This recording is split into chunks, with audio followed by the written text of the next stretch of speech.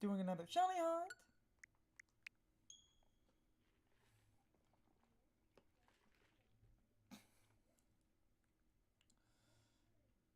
Before doing the full hunt, I'm going to catch a Cottonee. Because I don't own one, and if I catch it, I can target it and see if it's marked or not. If I just hang out right here, they're Cottonee.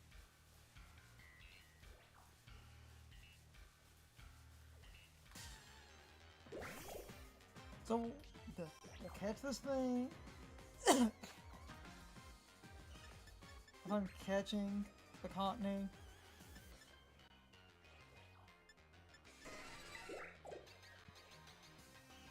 it'll just be easier, because then I can target this thing.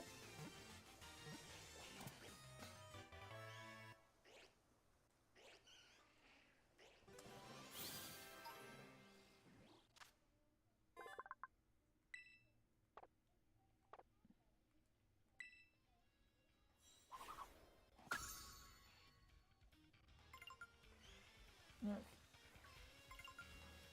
That'll just save me in the long run here.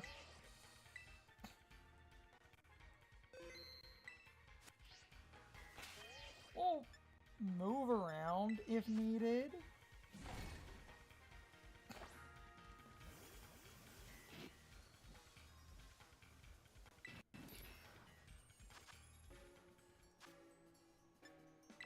Since it's another fairy type, I'm just gonna have to do the thing again. Which is this.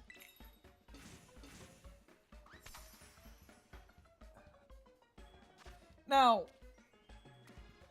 Cottonee have a yellow color and Whimsicott are the dark color with the blue horns. So it wouldn't be that hard of a shiny to theoretically spot.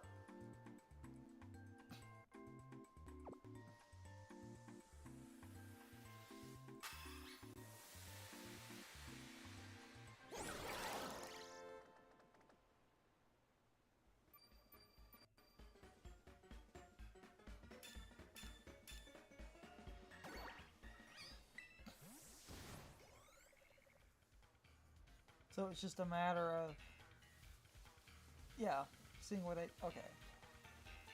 So this forces them to spawn right here. It's not that bad, honestly.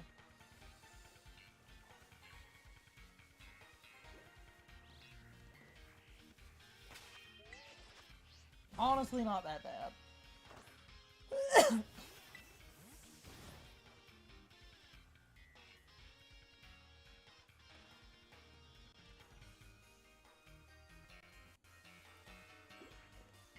It'll be theoretically simple. I just have to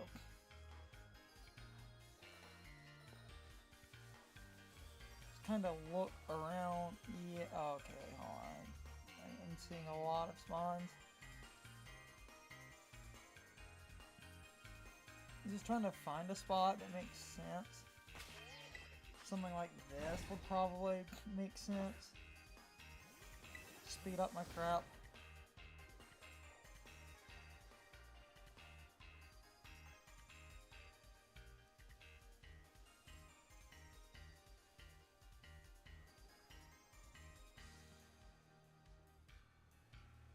The one problem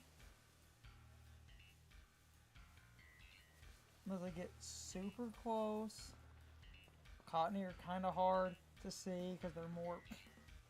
The leaves are yellow, so if it's close by, I could spot it, but the cotton is a little bit yellow as well. Then Whimsicott is dark colored with blue horns.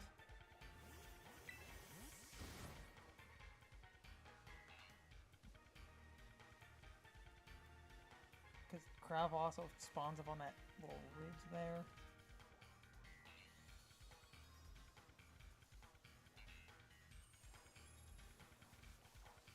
Sort of my problem here.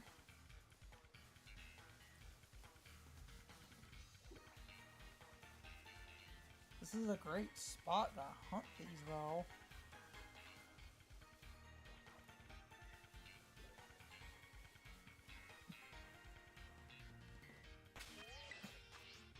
Especially if I'm just kind of getting a group right here.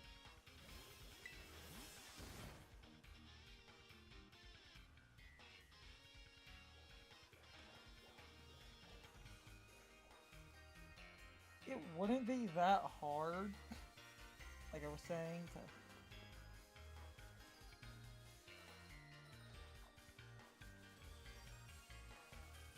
you know, find this random thing.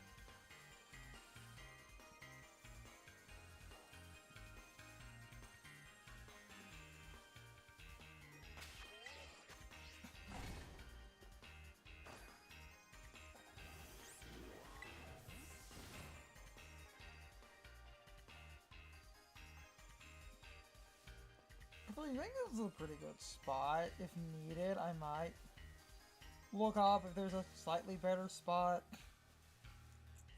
to do mass picnic resets, but on average, I'm getting a pretty good roll here.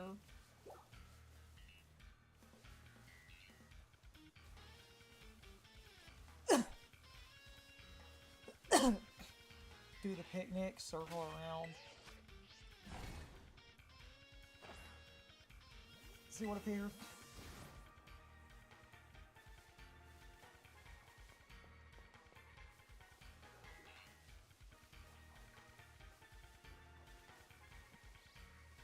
Because in my mind, this area seems pretty good because I'm only getting Cottonee. And an occasional Whimsicott.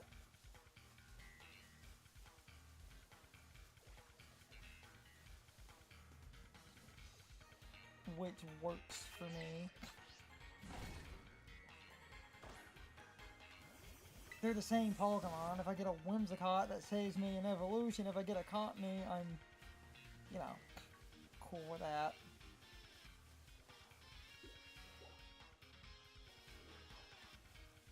Either or would be fine. It's a stone evolution. It's not trade, so...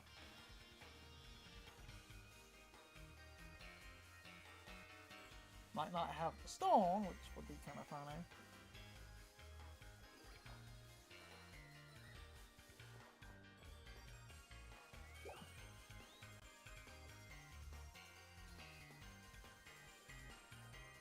Yeah, it looks like if I just do loops like this, I could probably get this in a couple of resets, realistically.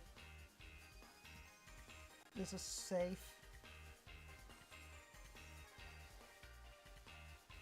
This is completely safe, in all honesty.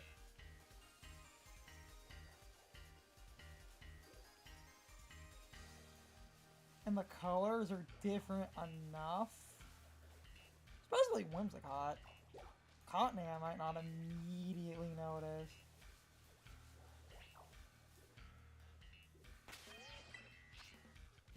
Like I said, the fluff is more like yellowish and the leaves are yellowy.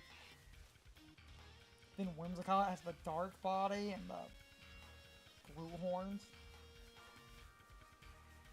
It's a really solid, easy to notice shiny. It's not one of the spot the difference eye test shinies.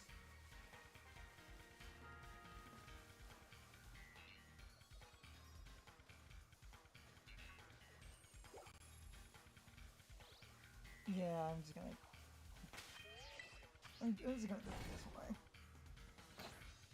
Set up the sandwich and just do laps.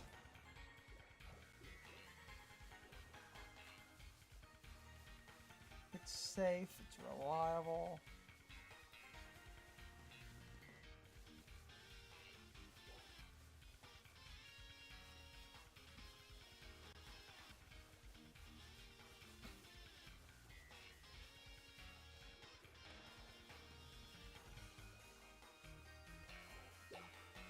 I could probably get this in a few tries at the very least. Because I'm getting plenty of Cottonee right here. And an occasional Whimsicott.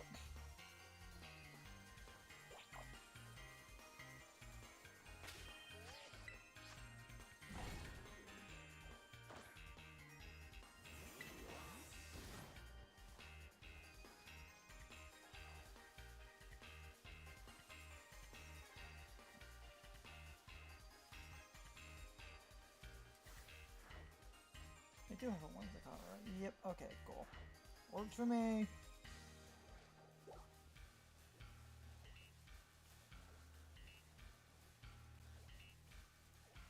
Okay. No, a lot of my hunts are not the most exciting, and sometimes they get hyper-focused, even if people pop up, and I'm not super chatty, but like, just trying to focus to get my shit done. Maybe try to find a spot where I can just reset a bunch and just get big clusters that are safe, but even doing what I'm doing is pretty good. Just setting up the picnic, just running in a circle, seeing if a Cottonee or a Whimsicott appears.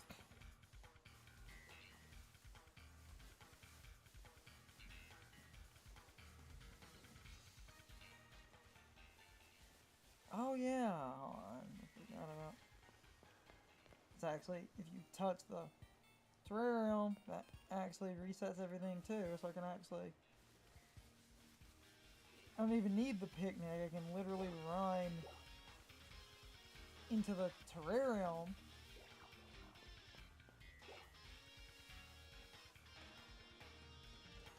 reset that way, and that's probably faster. Forgot about that. I could actually min-max that way.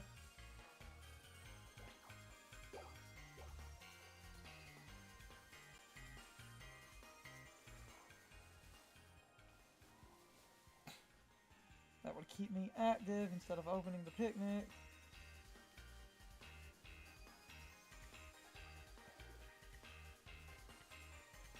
Didn't think about that. I cross the barrier, everything disappears.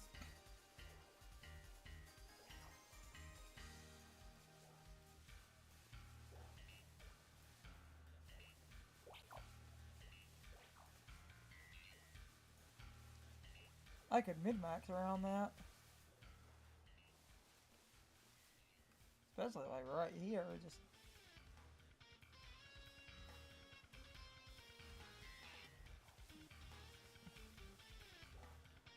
touching it, just walking, seeing if anything appears.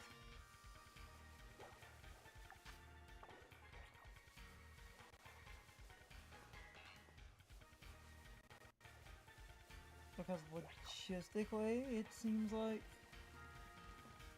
there's a decent chance of getting what I'm looking for.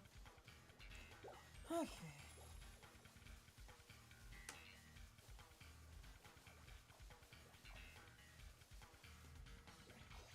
And again, I know it's not the most exciting thing.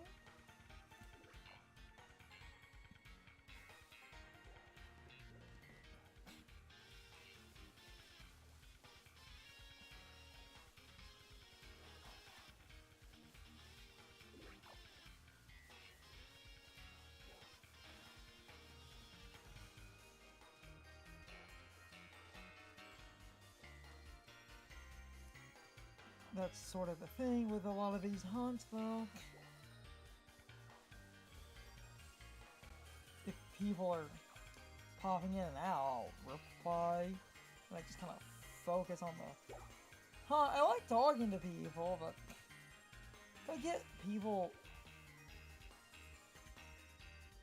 in a stream, I need to make a note, like, you can bring up topics and ask questions and stuff, and I will respond. Otherwise, I'm going to kind of hyper-focus on my shinies. So that's the thing. A lot of people pop in and out of these. I respond, but then certain people kind of lurk or stop talking.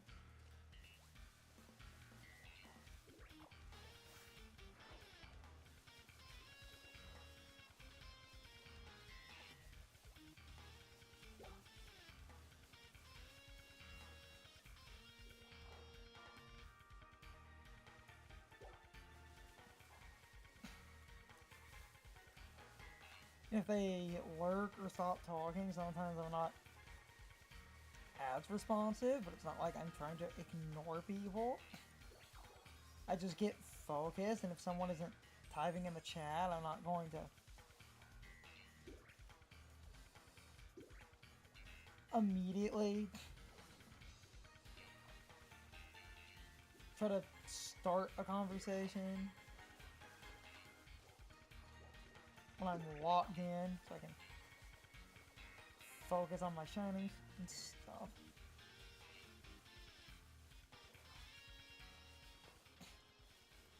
I really should try to get in the habit of seeing people in the chat and actually asking some questions, trying to strike up a topic, but I just get focused.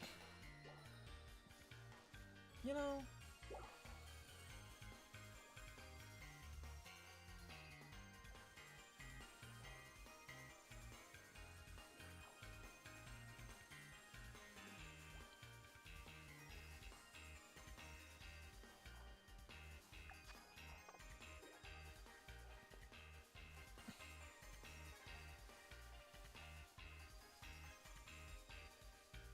I also need to pay attention to, like,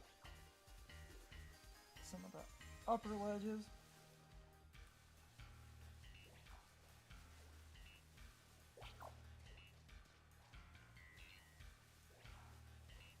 Getting a shiny out here is not going to be super challenging though. Marked shinies take a little bit longer, but shinies in general usually are not that uncommon if you reset a bunch.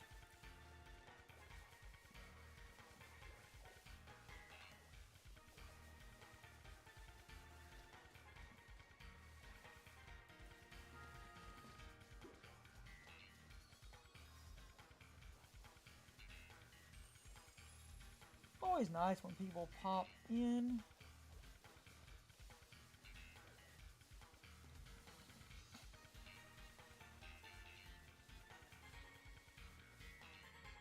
No one has to talk and I can ramble. I just like when people pop in and talk a little bit because I respond to what people say when I'm locked in.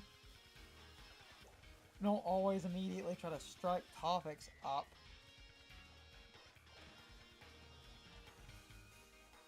I do read messages, and I will tell people if I see a message, it's like, oh, hold on, let me read that or whatever.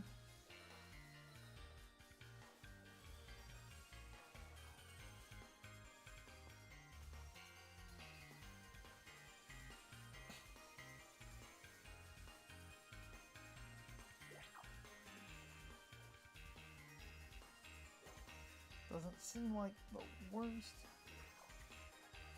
Shiny. Fine. It will at least be noticeable.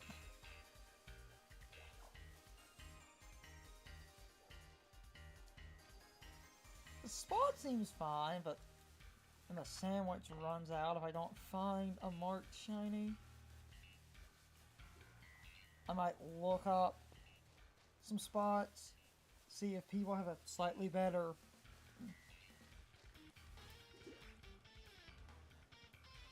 mid-maxing type spot for this. I'll just go there. As it stands, this area is pretty good though. But sometimes, and I maybe should have checked before starting the hunt, but I like trying to see if the spots I pick are good or not. Because this could be a spot that would be recommended by people. It would not surprise me if it was, but it could be a slightly different area. That's the other thing, if I'm doing a hunt in a spot and someone shows up and recommends a slightly different spot or whatever.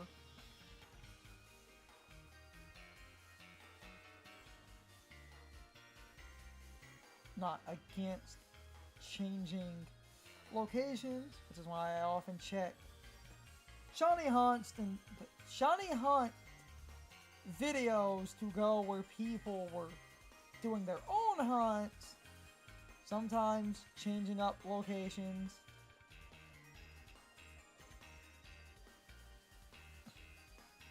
Because a lot of people that did shiny hunts in the game, if something was in the DLC, but it was in the main game, and they did a shiny hunt before the DLC dropped, a lot of people end up doing a hunt in a specific area, and the DLC might offer a better spot.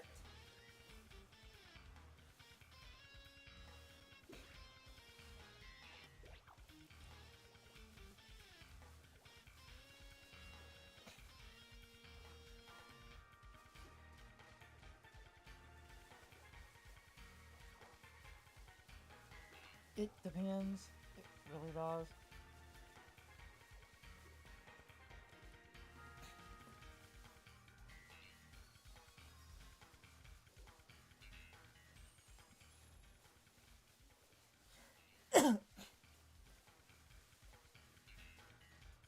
The reason I think this spot is pretty good regardless, though, I can touch the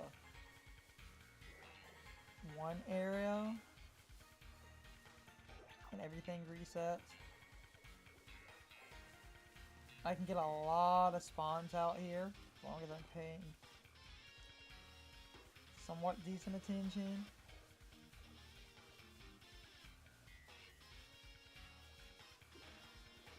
Because if you watch, everything goes away.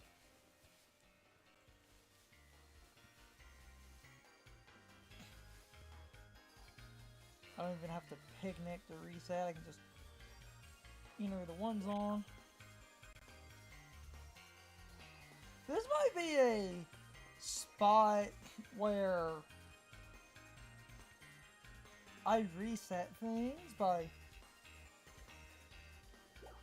doing KOs.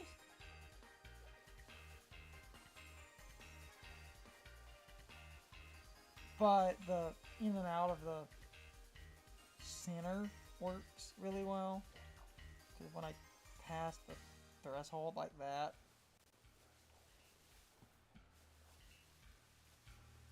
it resets.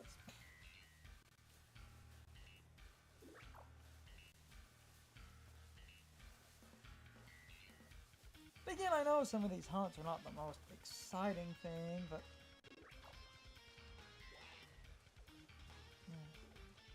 that's just kind of the nature of doing this and not having a lot of people to bounce off of. It's just down to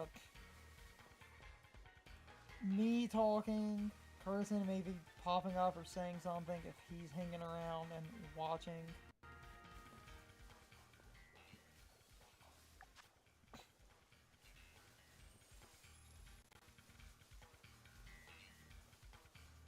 Which he could do. Then it's just a matter of, oh, I get some people, or I don't.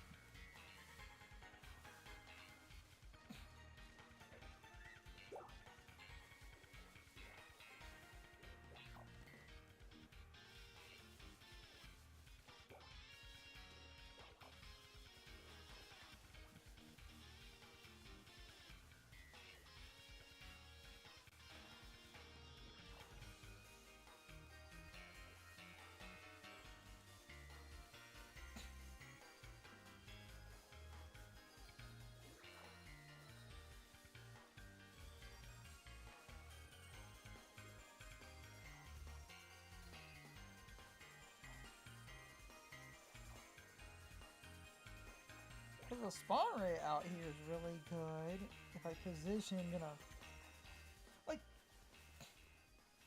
spot the mass reset with the picnics, I might be able to spot the shiny, but that's my issue.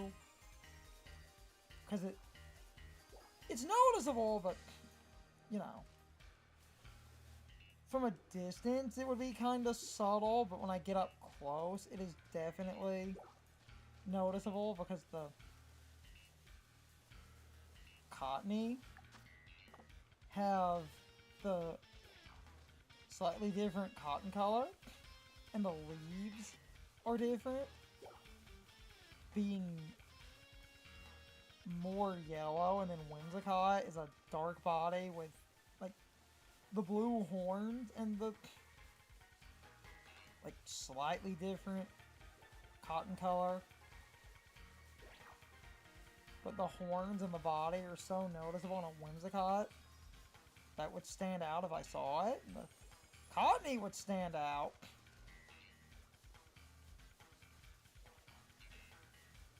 If it appeared.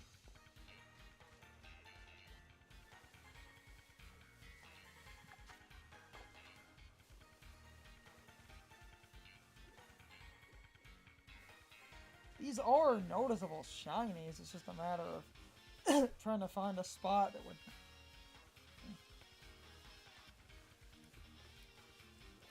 generate a lot. If I had a decent spot where I could picnic a bunch and get a lot of encounters at once, but even just circling this area like this, I'm getting a decent amount of spawns. This isn't a bad spawn point. This is the area where they all spawn. You know.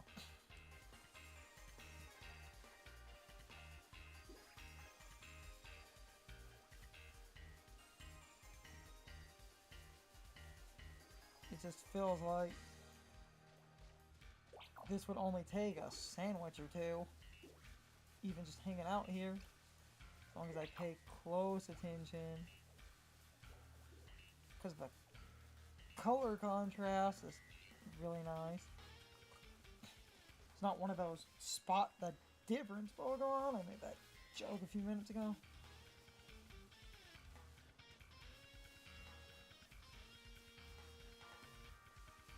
Just me against the world.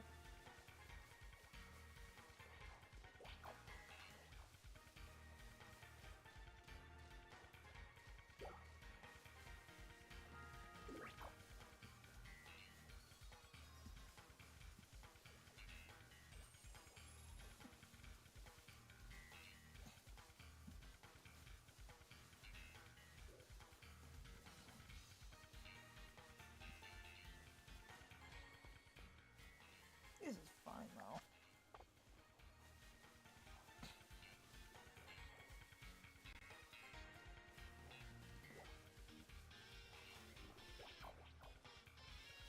Like, this spot's pretty good, I'm noticing. It could be a better spot. I might, like I said, try to figure that out after the sandwich. But I like this spot because I'm getting a decent amount of spawns here anyway. This is pretty damn good.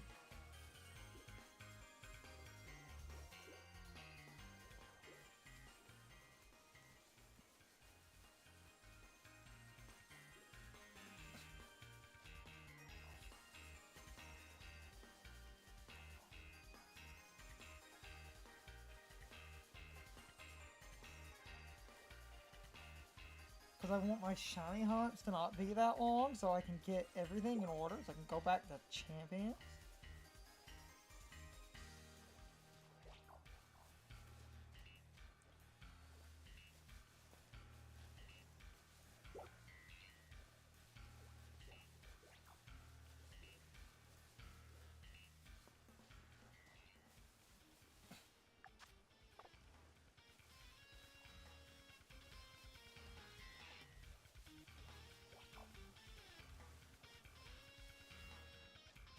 I need to record more champions, but I wanted to mess with a Mega Staraptor.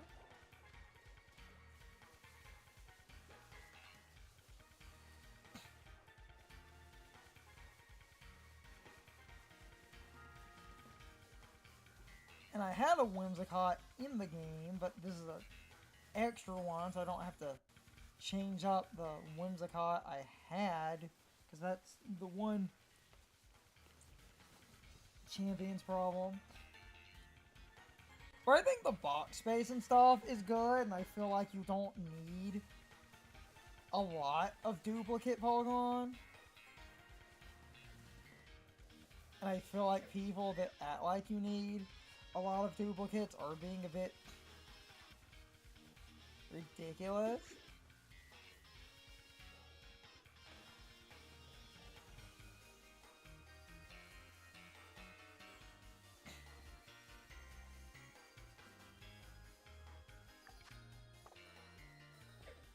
But with that said,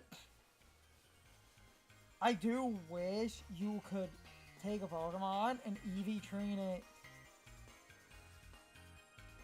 on a per team basis. Like, you could put a Pokemon in a team and have EV training per team. So even without paying money, that would at least give you multiple opportunities to EV train something. You could have a version of a Pokemon in a team that's EV trained differently, because you can have different hold items on a team. The EV training is the same though, but you could have different hold items.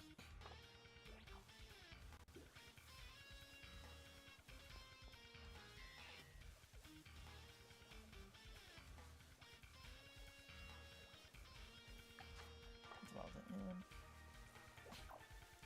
If you could do the EV training thing, that would save some issues, because there are 1 or 2 cases where a duplicate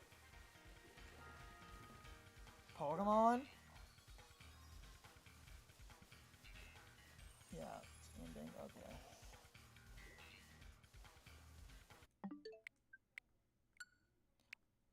Basically, what I was saying before I kind of cut myself off, it's like, I don't think you need a million different versions of a Pokemon, and I feel a lot of people complaining about the box space or being over dramatic, but with that said, a few Pokemon having 2 or 3 sets isn't necessarily uncommon.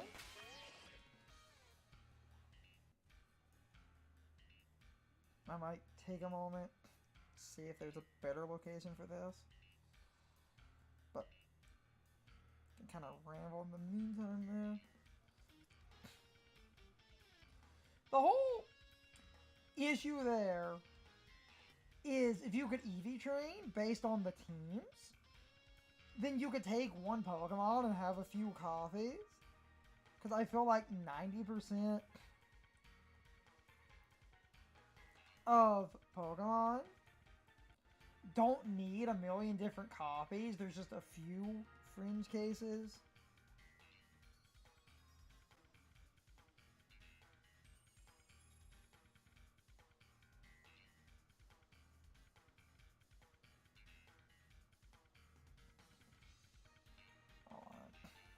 See if there's a better location for this.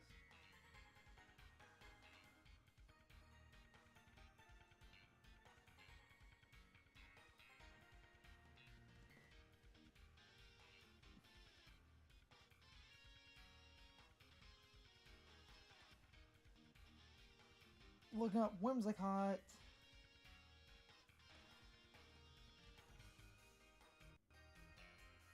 Okay.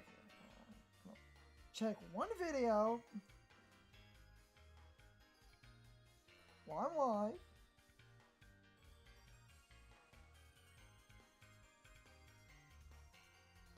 See where they go, and I might run to the bathroom in a minute. Just seeing if there's a slightly better location to do this. The spot I picked, I think, is pretty good, though. Alright.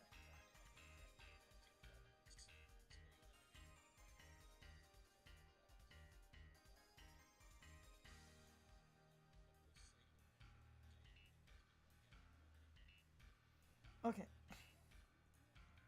That person in the DLC, they're like over here.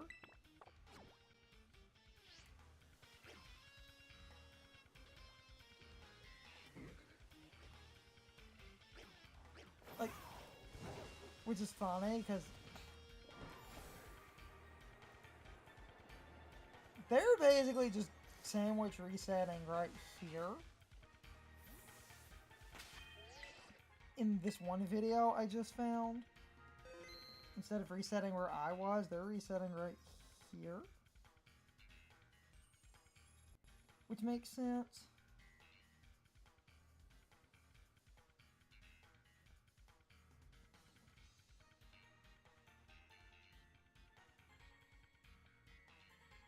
Gonna check like one other video right quick.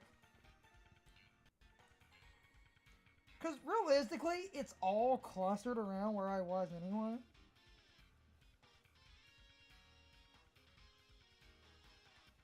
So I'm just seeing where people recommend. I might get up, use the bathroom, come back.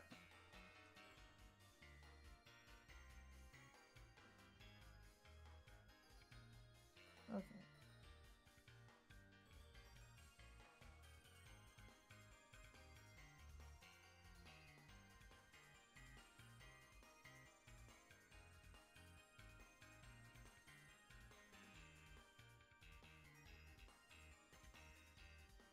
Yeah, this video... Okay, so... The back and forth of where people are hunting... Either spot... Probably will. Use the bathroom, though. Ow. Hold on. Gotta pee.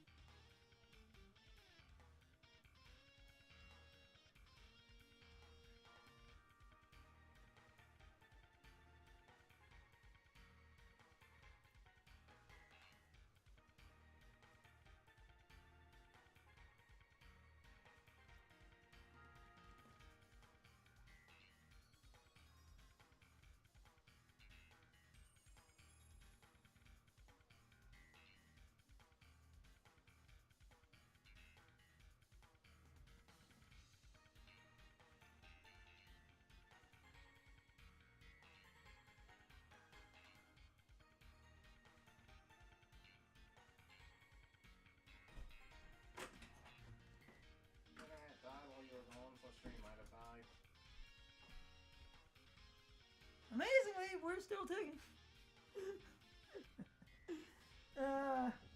Oh my god.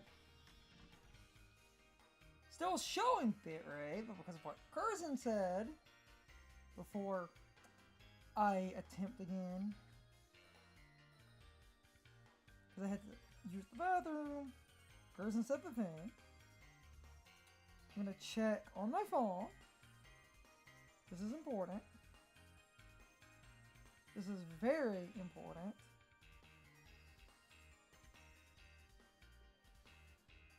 Make sure my stream is going.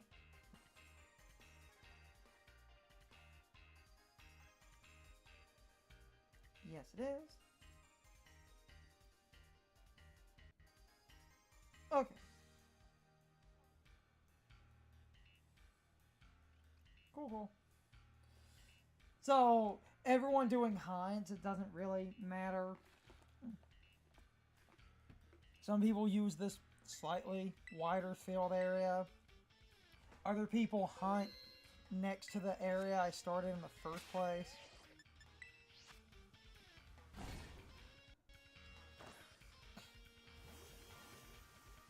I understand the reason for both.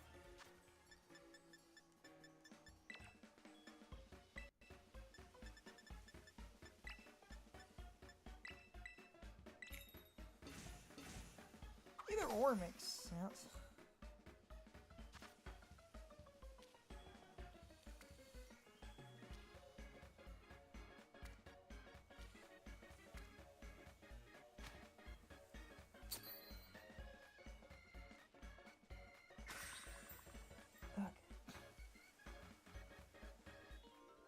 Like, I get it. So, I had good intuition anyway, but I've checked some other videos. Some people do it in the middle here, because it's a slightly wider clearing area. Some people do it where I was doing it in the first place. You know. It depends. Like, realistically, it depends. I get the advantages, because this clearing area is pretty good. Because it's kind of a small, concentrated area, because you get a decent chunk of stuff. Just kind of right here in the middle.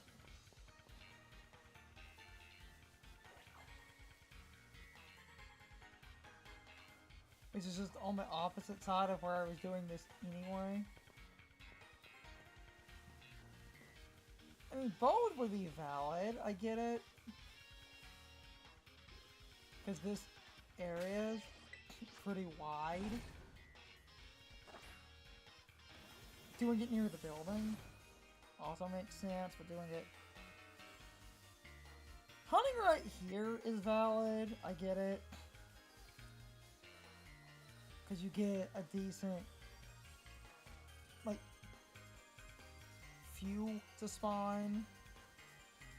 This little concentrated area, but I do think near the plaza area is a little bit better. I just wanted to come over here. See what happened. It's a smaller area. Versus that one that's a little bit bigger. Smaller area would make everything slightly easier to notice. Because if you're just doing mass resets right here, you're just kind of looking out, especially for Whimsicott.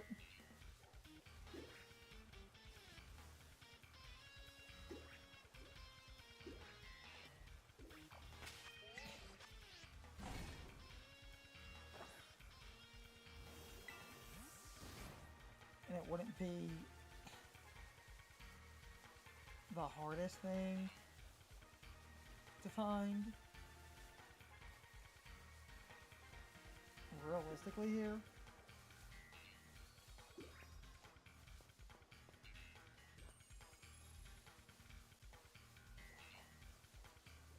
Because you do get decent clusters with Whimsicott every minute or two, depending.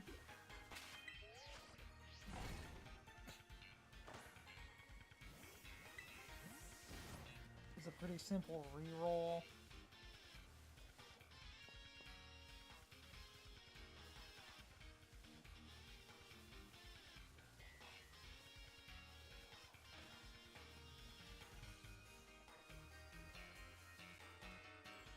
And the time of day doesn't matter, thankfully, so... This is just a spot it if it appears. Do like a small circle. See what shows up.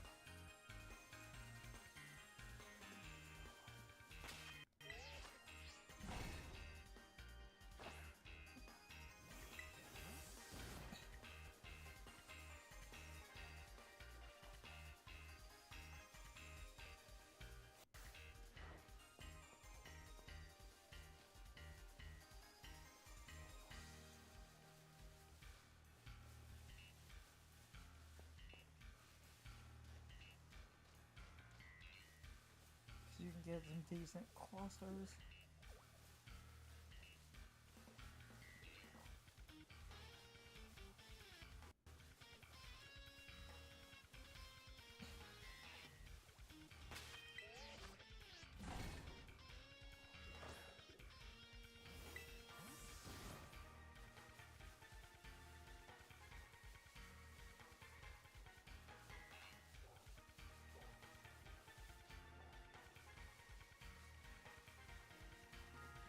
Especially if stuff spawns up here like this.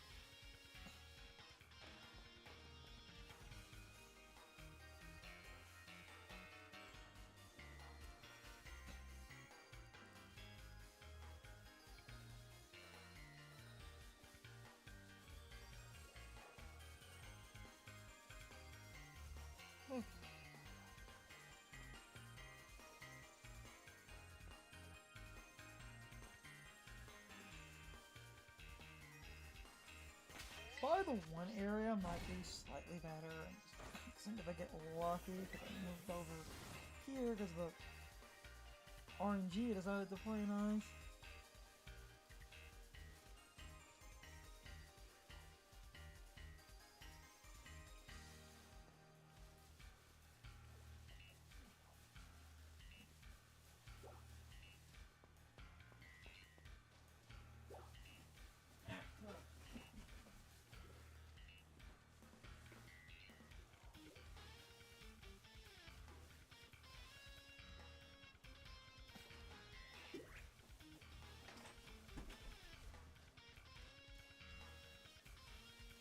Over here, you can get a decent spawn rate.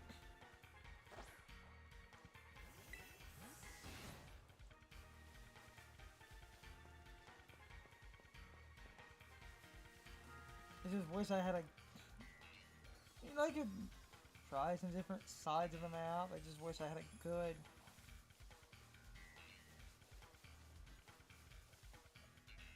consistent viewpoint type spot.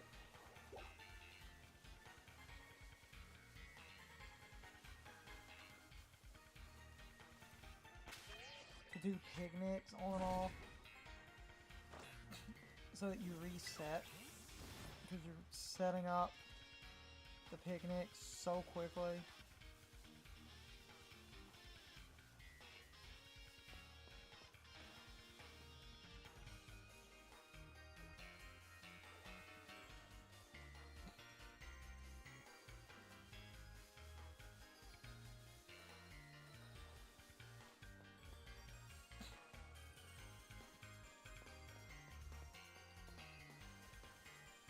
I don't, like, my one problem, because again, I know what they look like, but I don't know how noticeable this shiny would be from a distance, where certain shinies in certain locations, if you get the bare minimum in the draw distance, you can notice a shiny. This shiny would be noticeable, but from a distance, maybe not, which is unfortunate.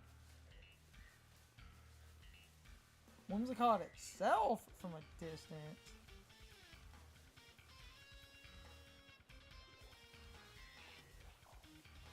would definitely be slightly more noticeable.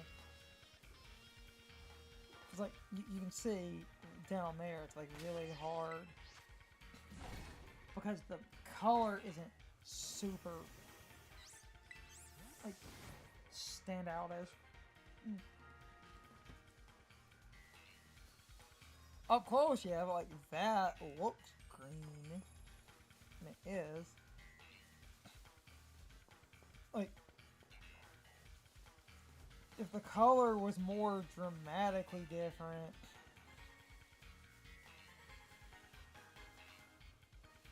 I could try to find a spot where I could reset super quickly and have distance as a factor.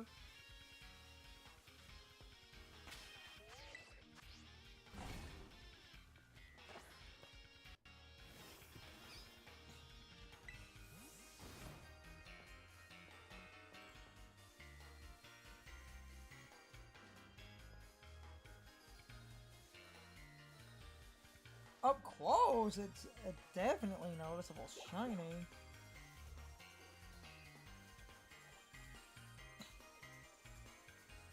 It's kind of hot, I can't completely do from a distance. I need to be up close. Unless it's a Whimsicott, in which case from a distance that's a little bit easier to notice.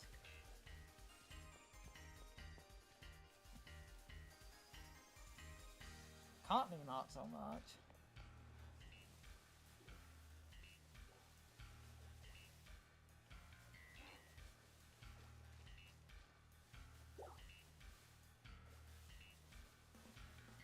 When I get really close,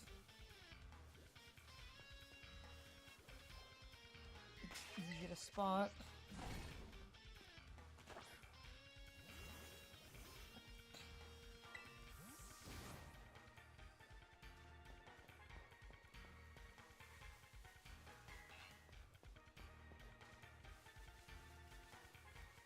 So, again, I know I'm just kind of repeating stuff, but sort of the thing when doing this.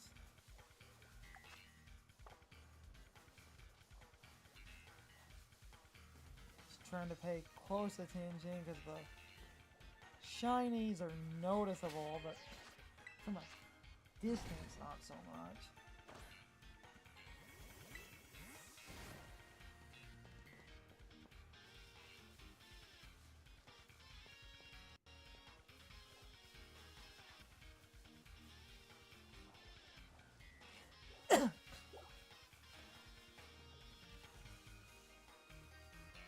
Up close, definitely.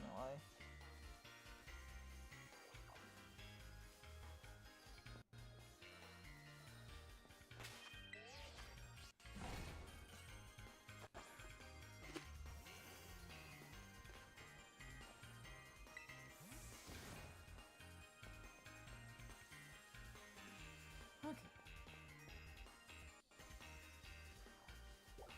Yeah, because there's also, like, you can get stuff to spawn up there. I probably should hunt near the one area so I don't have to look at the ledges as much, because if I'm not looking up, I could have a shiny up on the ledge.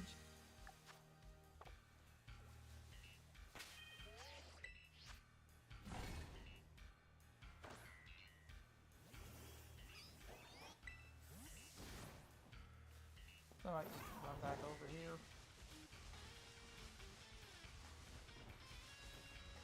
This area's a little bit wider anyway.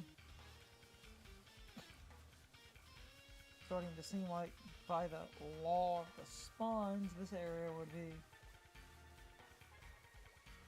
better anyway, because there are way more over here.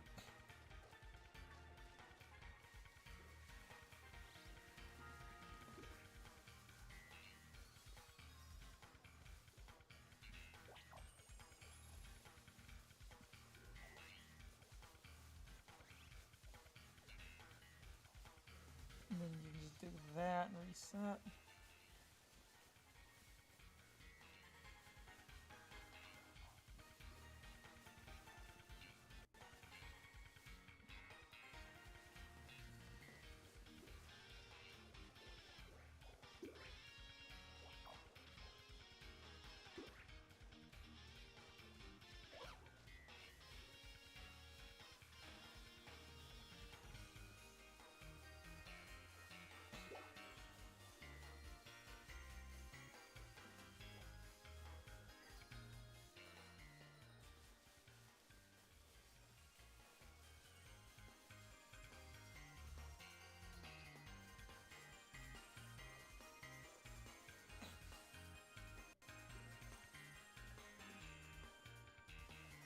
Not jamming. Yeah, I think this side is better just by the average number of spawns over here.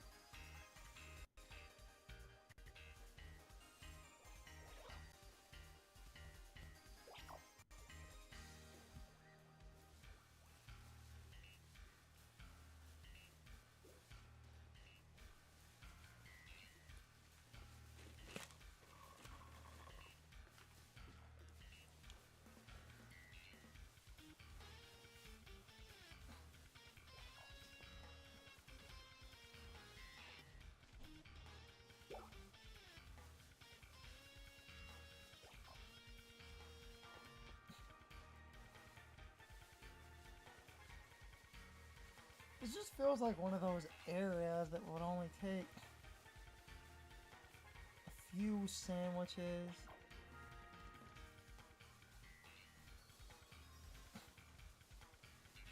To get right.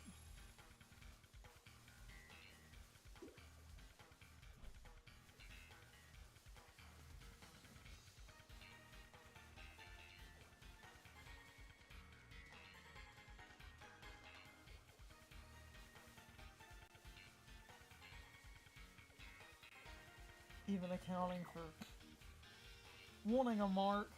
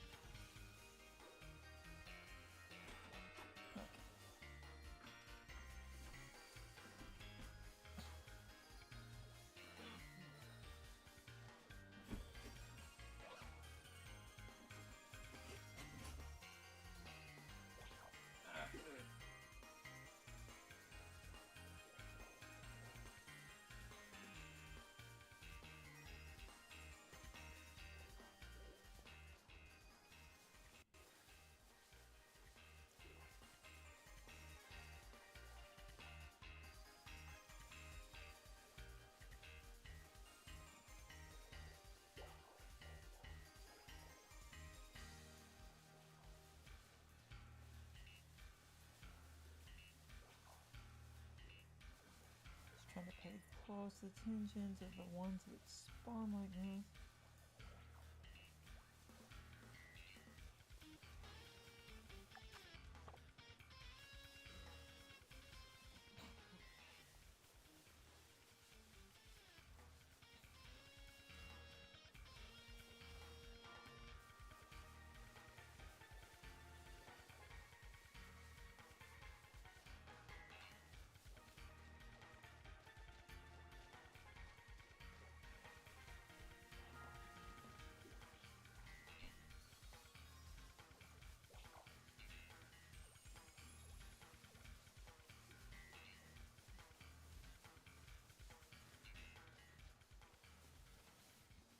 That crossover resetting things, if I just run in a circle,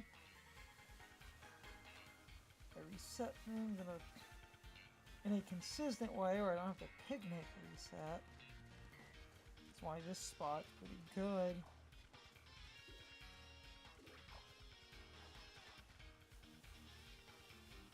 You can basically just do laps. See what spawned. Just shining. Just cross the threshold. Just do that.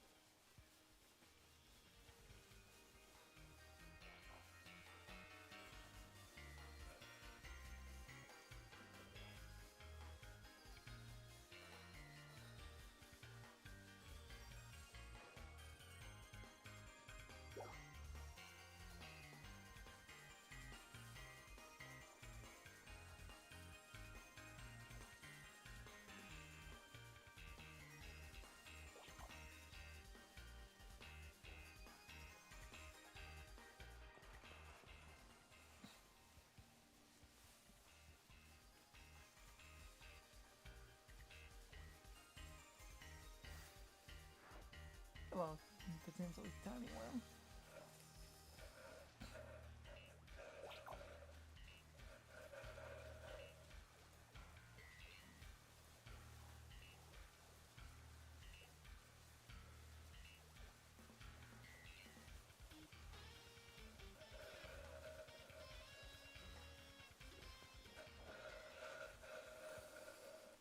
Okay.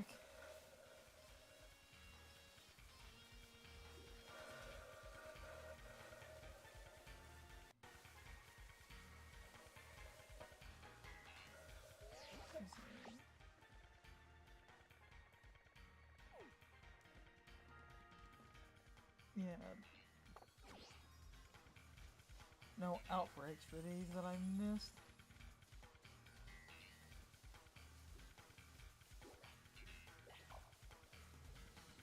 If there was an outbreak, I would just go hunting that.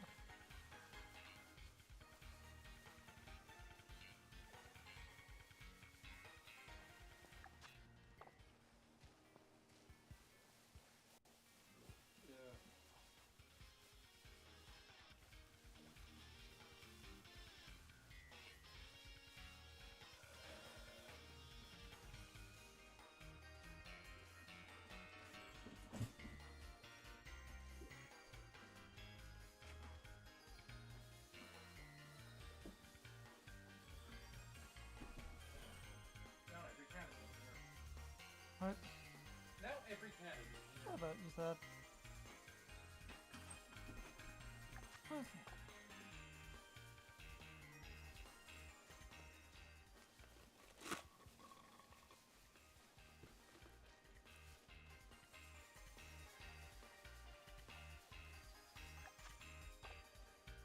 get more drink and stuff in a minute too.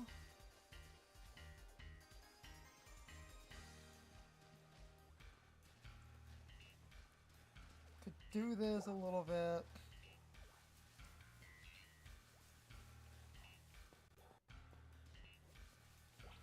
And if it fails, maybe cut a little bit short. I wanted this done though.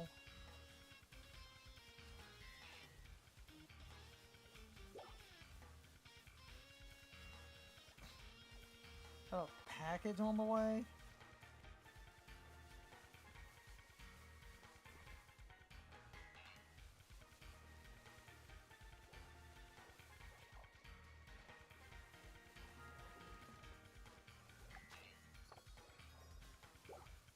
So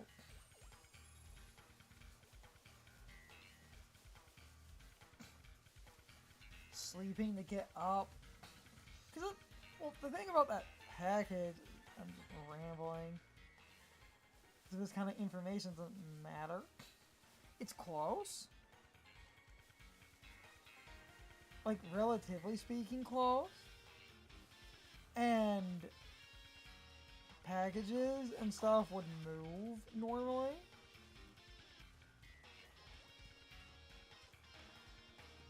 In America, normally things move up to at least Friday.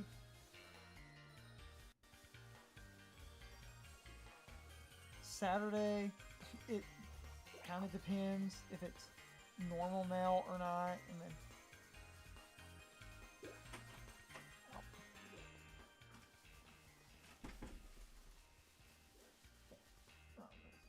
coming back in. Okay.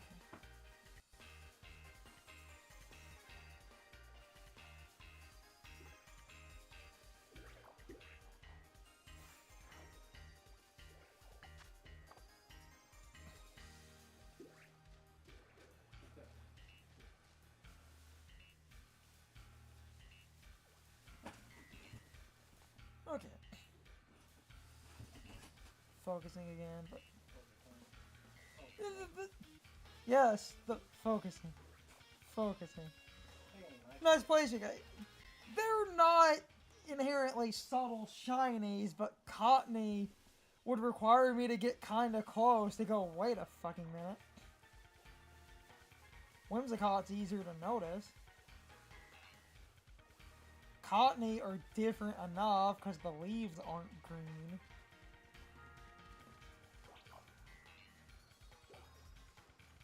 And the cotton is a slightly different color. Whimsicott, because it's bigger, is super easy to notice because the body's dark and the horns are blue. I got a shiny Whimsicott to pop up. I would notice that immediately once I got really close to it.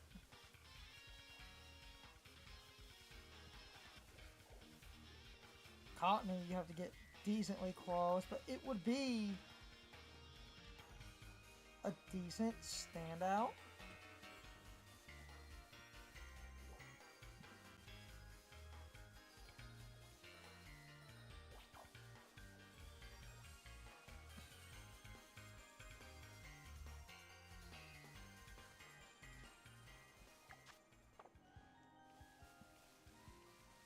Whimsicott, definitely easy to notice.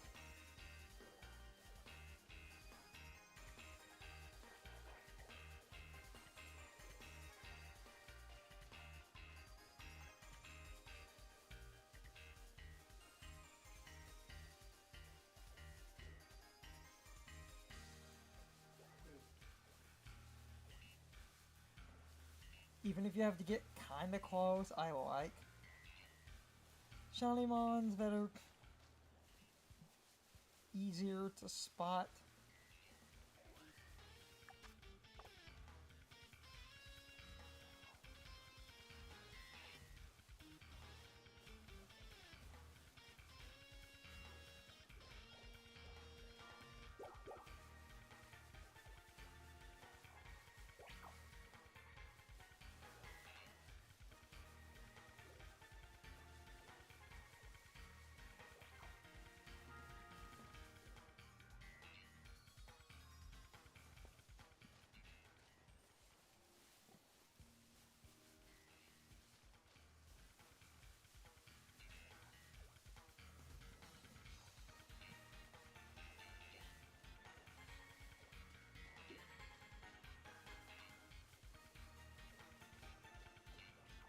I'm just trying to look.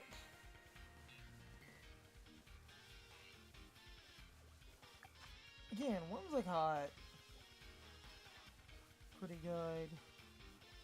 Cottonee are not hard to notice. I just gotta get close to it and go, wait a minute.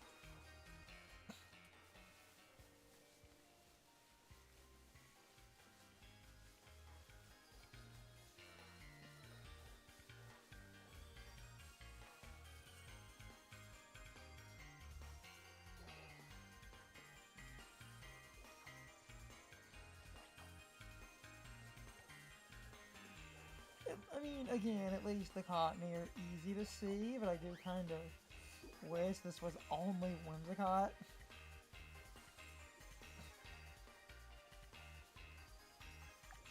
Because if that was the case, it would be very noticeable in a cluster. Again, not that Cottonee's unnoticeable, they're way, way harder to spot shinies, but the problem with the Cottonee, as a shiny, you have to get kind of close, and then it becomes noticeable. You won't easily notice it from a super far distance.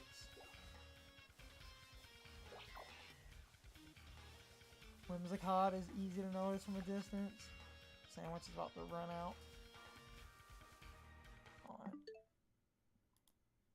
Gonna get more drink, pee again. Ow. Oh, oh, oh. Hello, girl. You kick out. Oh, no. Damn it. Damn it, Am. She's doing a bad. I can see that.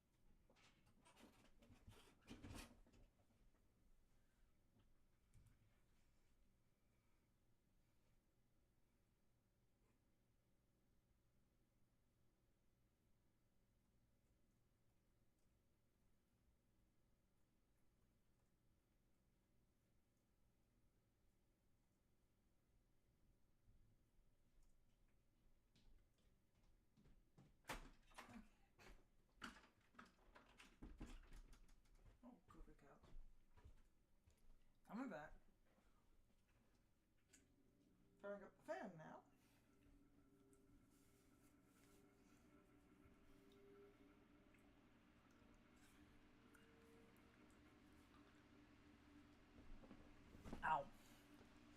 Okay. So I can have some air in here.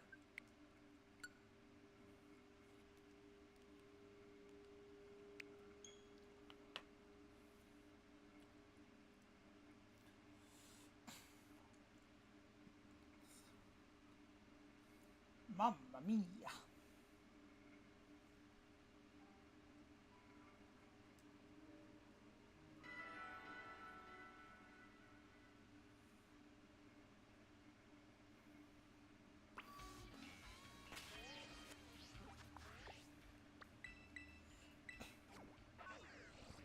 Now, the silly thing, I left the drink in the other room.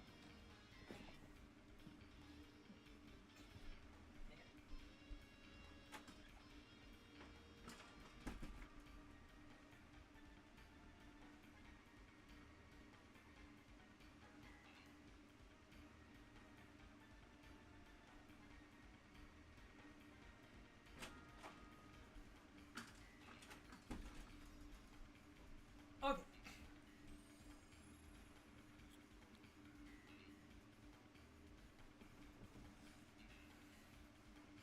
Had the drink, left it in the other room, in the fridge, because I poured the drink, went to pee, and I forgot to go get the cup. My bad.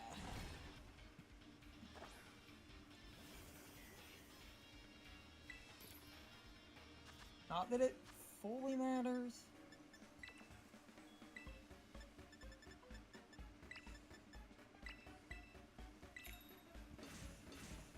I could just walk away again.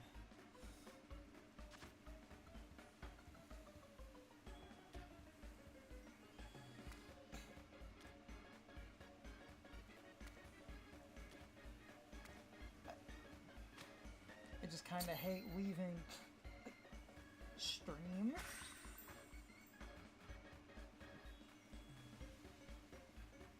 Because I know, like, sometimes you have to walk away. I just hate walking away, going to the bathroom, taking a little bit longer.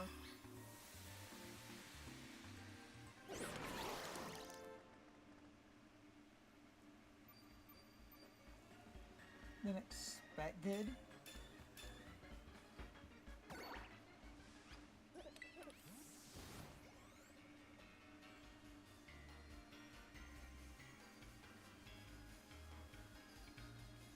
It's just a personal thing. Standard YouTube recordings! I can just cut out going to the bathroom and stuff, and I don't care because in the video it would be, oh, time for a bathroom break, and then it would blip, and the cut would happen. On a live stream, if I walk away for like 5 minutes, the stream is basically going to sit with that be right back screen for like 5 minutes. Which happens, that's why I made that text thing.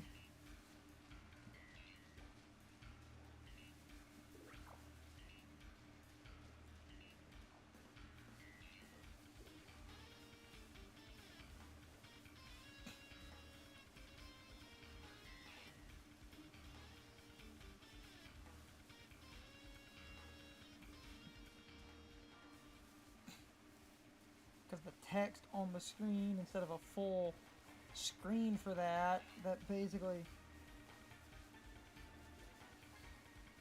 you know, I can put it up, you can still see the game behind it and hear the game. If there's music running.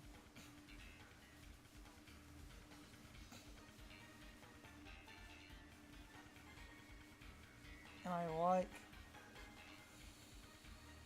the simple stuff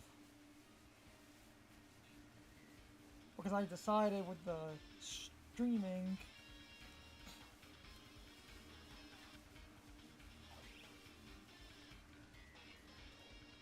I basically adjusted. And it's, you know, how the live streams have been. Instead of having like a million things on the screen, the chat appears and then it disappears. So that chat messages can properly be on stream. Then follow alerts and stuff. Oh, snot my throat. Yeah. Follow alerts and stuff can appear, but otherwise it's just the game. Because years ago, when I first thought about streaming and we tried it,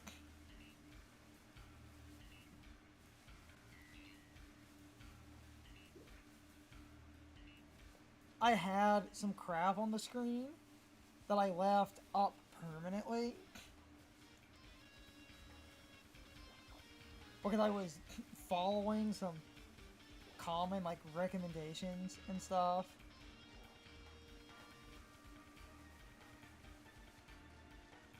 And then we got, you know, better internet. I thought about trying streaming again. And I had some early streams that were kind of minimalist, where I had some disabled stuff on stream. What? The assets were disabled because I was just trying to figure out how to get certain things working on OBS.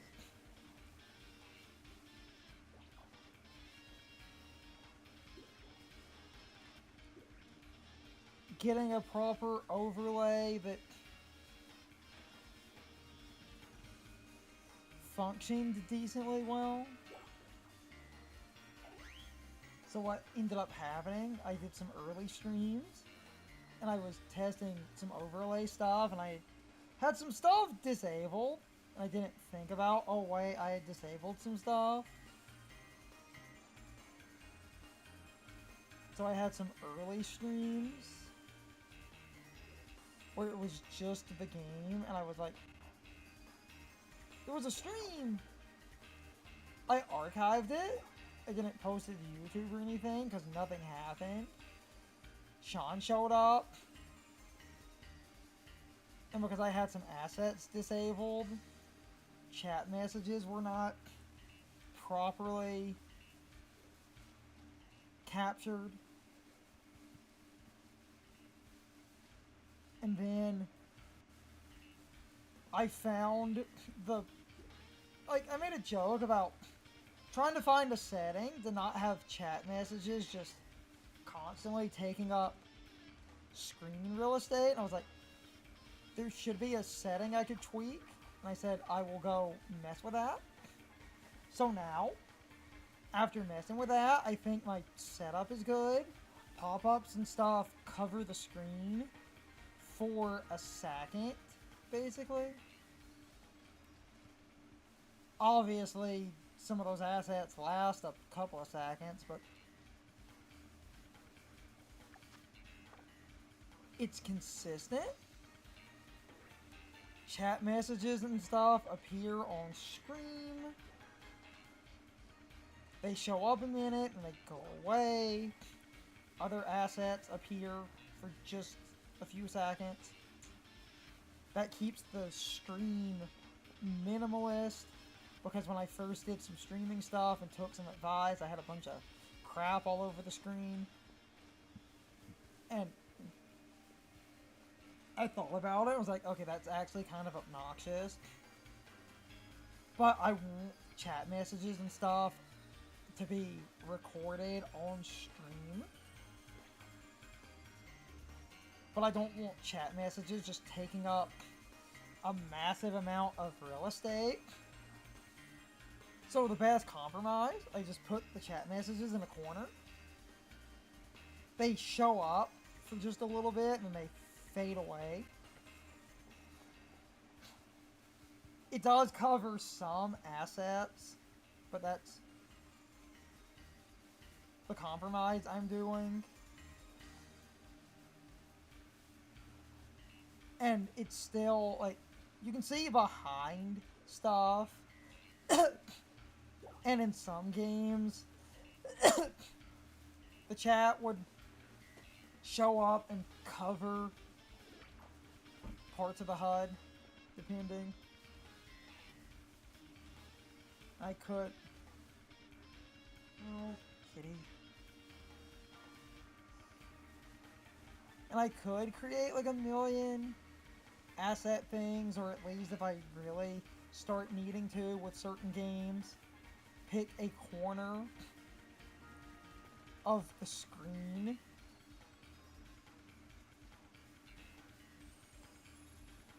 and have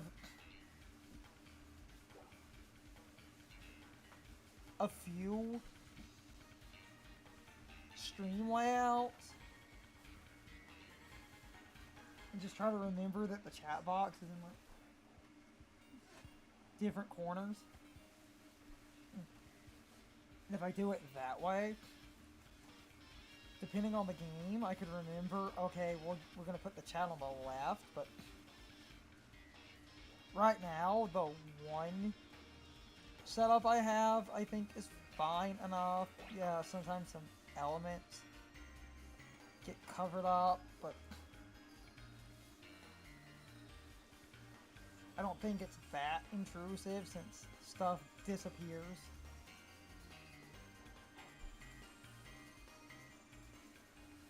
And I think that's better than having stuff constantly, you know, all over the screen.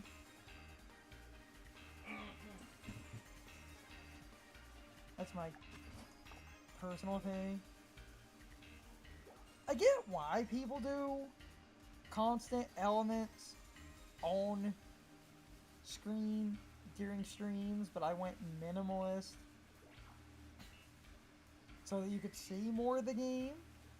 And I know certain people have like a style and they'll have like a unique chat box, a unique like logo or something on their stream, like a watermark, and often a webcam, like a million other things. And I'm not saying that's inherently a bad idea, but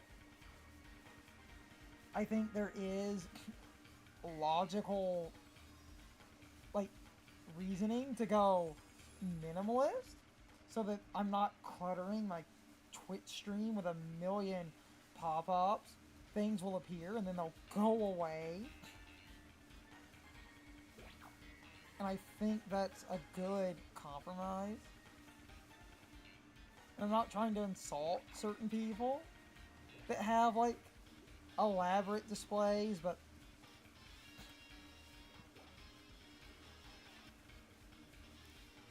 I personally think that's kinda gaudy, and in some cases kind of really freaking obnoxious. And no matter what you do with chat and stuff, no matter where you put your chat box or chat messages, you're usually in a video game going to end up covering something.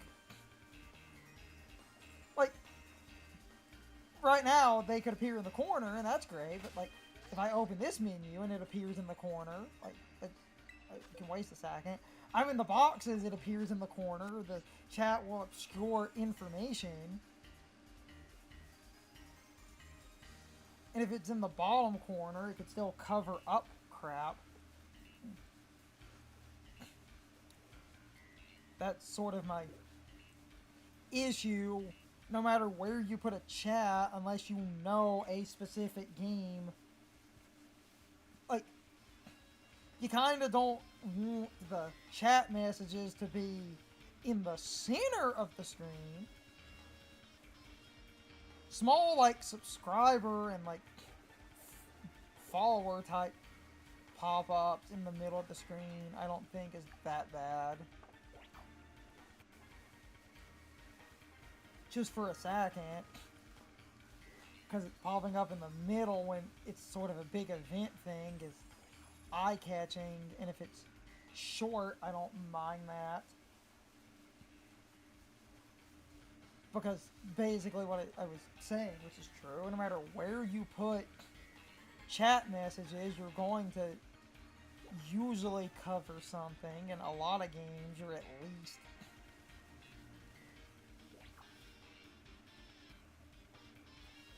Generally, if the messages can be kind of opaque and you can somewhat see behind them, corners are pretty good, because even if you're covering some HUD elements, it's often not the worst thing to happen.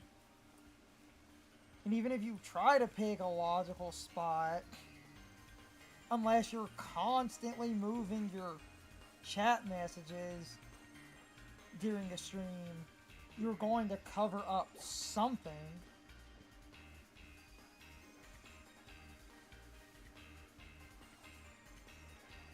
So I kind of feel like chat messages that appear and then go away are the best compromise. Because you could say, like, oh, in this video game, it's like, why did you put your chat messages in the corner? They're covering up HUD elements. You should put them in this other corner. Yeah, except then in that other corner, that works during the main gameplay, but then I open a different menu, and now my damn chat messages are obfuscating a different menu, and that's often just as important.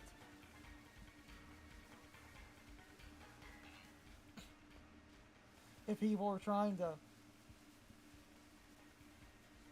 read certain things in the game, or you're trying to point out something in the game and someone's like, yeah, what you're saying is, you know, good and all, but your chat messages are covering that information. If you just had a chat box that didn't have, like, any opacity on it, it was more solid, even with some transparency, it's like, yeah, some chat messages can temporarily block some stuff.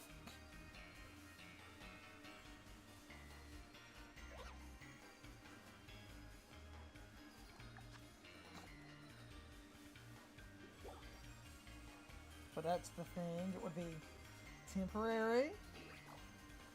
Because that's my biggest problem, because I had thought about that. Where people will do like, oh, I'm playing Pokemon, so my chat box needs to go here, because during the Pokemon game, my chat box going here doesn't block anything, except then you enter a menu, or you enter a battle or something, and now your chat is covering up a HP bar or something.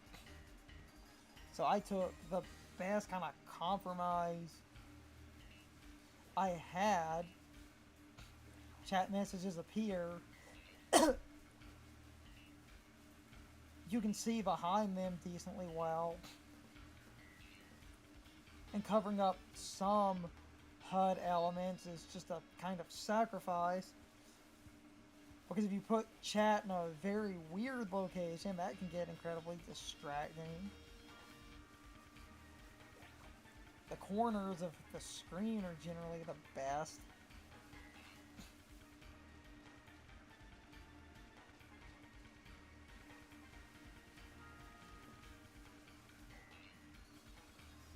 And that's my, ramble about elements, and then the be right back covering a lot is the fucking point. And again, I'm not trying to disrespect some people, because there were some streams I would hang out in with some cool people that had like an elaborate chat box and a webcam and all of this nonsense.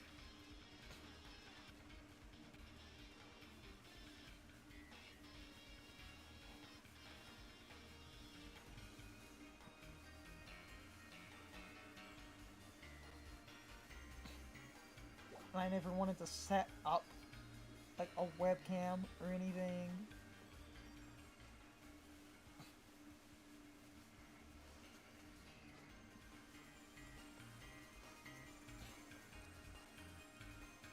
I wanted to keep my streams minimalist, even though for years there's just this like, and I kind of get it, but at the same time I think it's a bit excessive. This sort of like ridiculous rule of like, people will constantly tell you like, oh, if you're streaming on Twitch and you don't have a webcam, it's like you're never going to get viewers.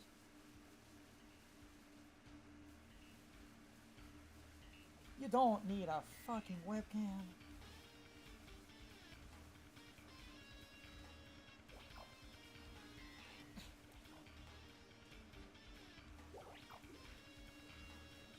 Because the argument for the no, like, webcam thing, and this goes back, like, years ago, was this thing about, oh, now, this, to me, I get this more for, like, speedruns and stuff, but casual sessions, like, oh, you need, like, a webcam and stuff, because you need to prove that you're not cheating, so that people can see you holding a controller. You need, like, a controller input display, and also, like, for some people, a fucking controller cam. But if you're just casually playing a game,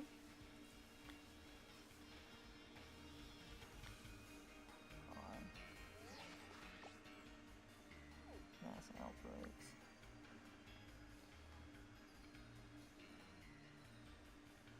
Nothing I care about, but like, and in that way, on the, you know, speedrun side of things, I get the need for a webcam. If you're trying to prove you're actually speedrunning and not cheating or anything.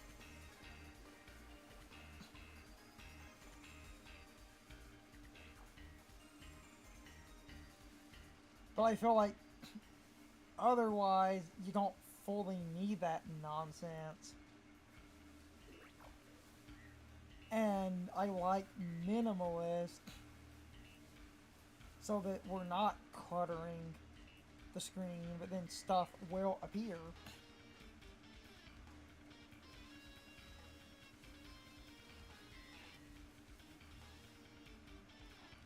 Again, not like, if you want to do a webcam and stuff, that's fine. People have their choice. I feel like it should be just as valid to not want to do that nonsense.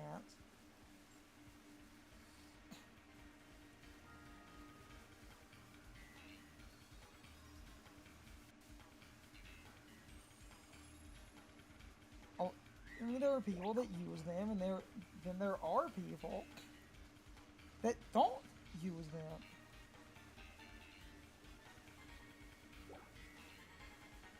And if anyone questions why I'm not doing that, I decided I wanted to go somewhat minimalist so you can see more of the game and stuff. I can sit here on the microphone. We can stream. And by keeping things minimalist, it's a logical choice. Instead of crowding the screen with nonsense.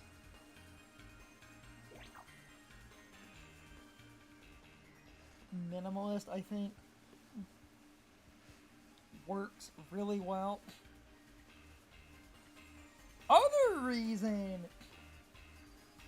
for keeping it somewhat minimalist as a bonus, like, logical reason, when you set up a webcam and start setting up a bunch of nonsense, the more stuff you're trying to run, the more intense an overlay can be. And our internet and everything, as fiddly as it is, and this computer, while pretty good for what I'm trying to do, isn't the most overpowered thing, and I've scaled settings back for streaming, and our internet is still inconsistent and spotty. It's not really the computer.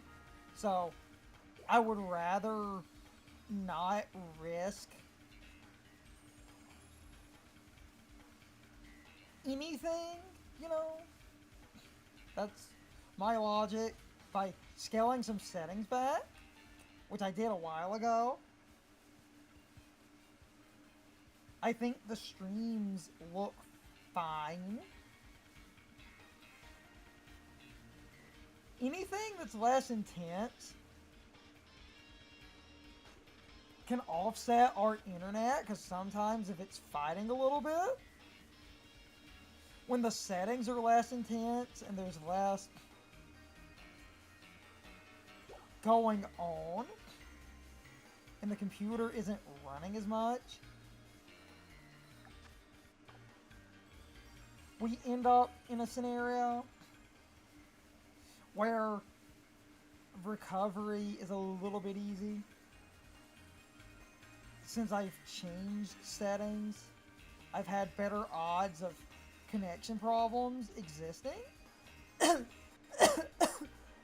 and then actually correcting. And I think the settings I'm using are fine for what I'm trying to do.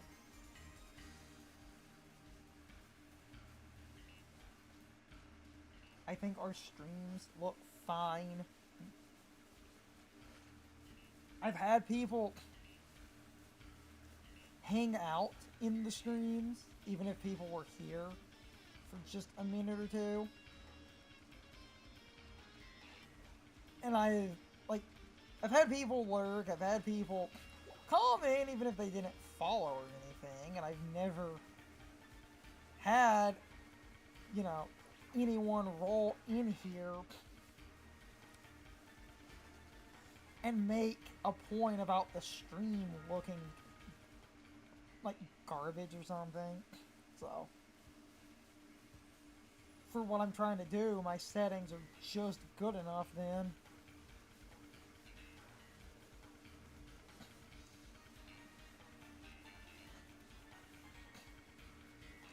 I'm just trying to keep intensity down so that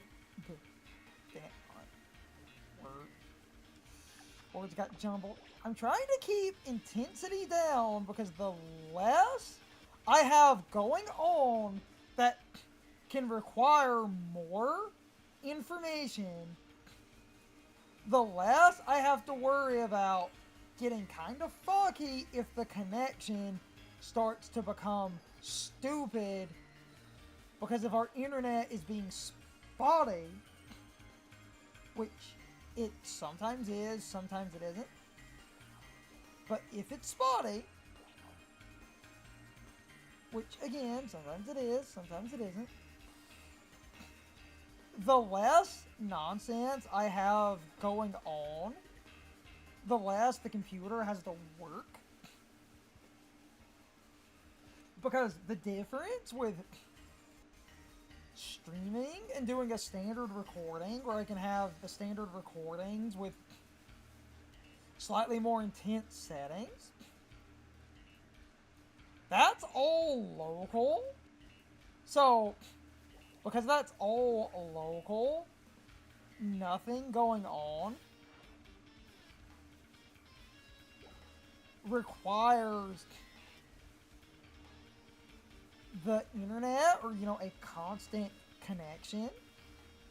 So the computer can work, and as long as I close some tabs and stuff as needed, I mean, we still, with the normal YouTube recordings, Especially if certain programs try to update or automatically open, because certain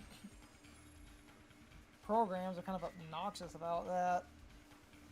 The computer might hitch a little bit. I might get an encoder error, and that's unfortunate, but it doesn't always happen.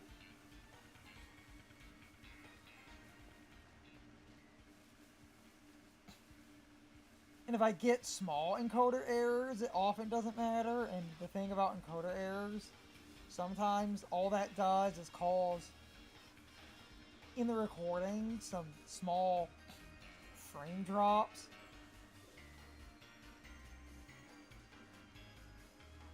Sometimes. Now, an advantage and disadvantage of that, if it's frame drops during footage I'm not going to use, it doesn't matter because I'm going to cut past that. In more extreme cases,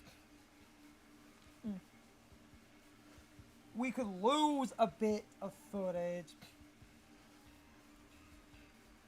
And usually if it starts doing it and it's being intense about it, if I stop for a minute and I notice it, and I just give everything a second, it can correct itself.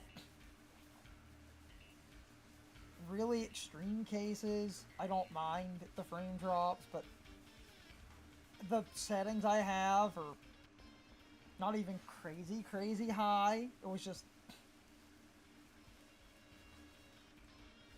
slightly higher quality settings for normal recordings, just to try and not have, like, you know, bad looking videos and stuff. Because if you get a, and it's not even like, again, I set it to a crazy quality, I just set things to a slightly higher output because YouTube compression exists. So by having a slightly higher quality raw file,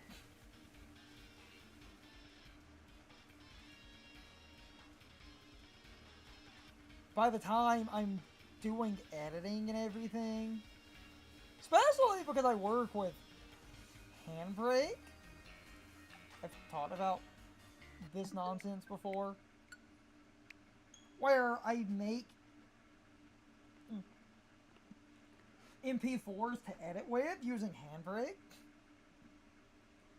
And Handbrake, I have it set and it downscales a little bit, but its downscaling is not super noticeable, and YouTube ends up compressed as fuck anyway, so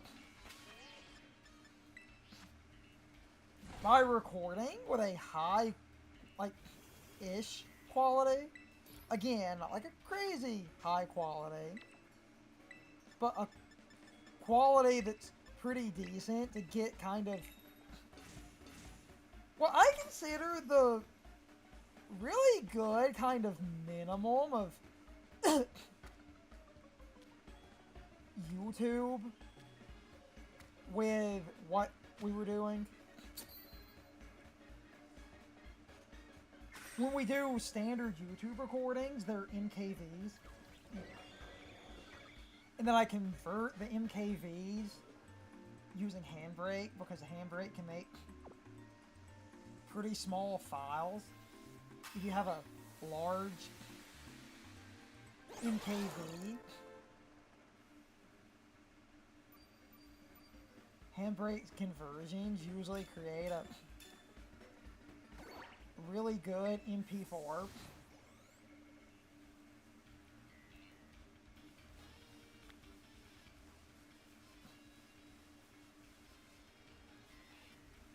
That's smaller.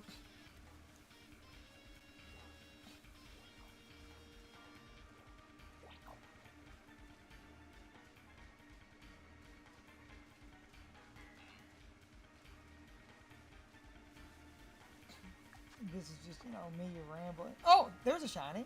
Oh, that is more noticeable than I thought it would be. Huh. That would be kind of noticeable. It's not marked or anything, but that is a shiny. That's funny.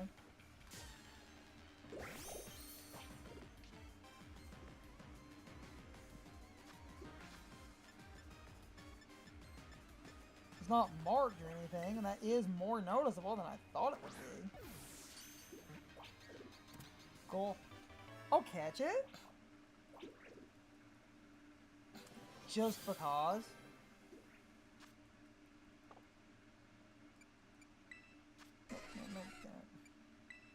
Because you can see it's not marked because of that symbol thing.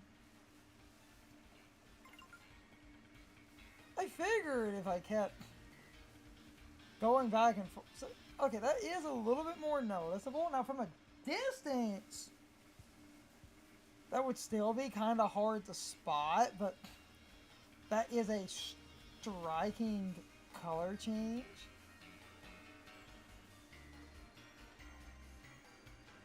So that's cool, but back to my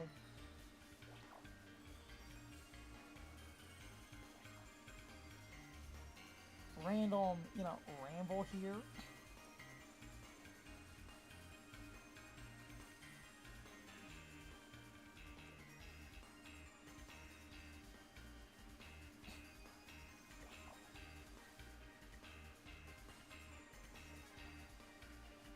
Basically, like, handbrake conversions,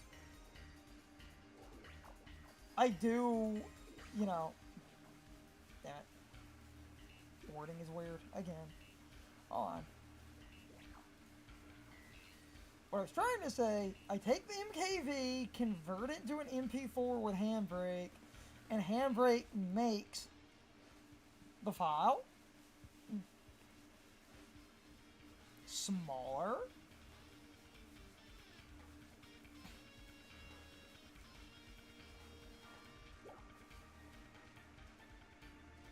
And it is smaller. Hold on.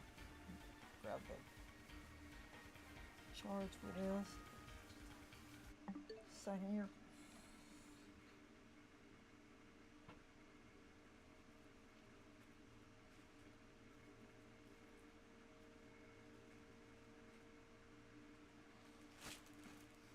Get in the cable.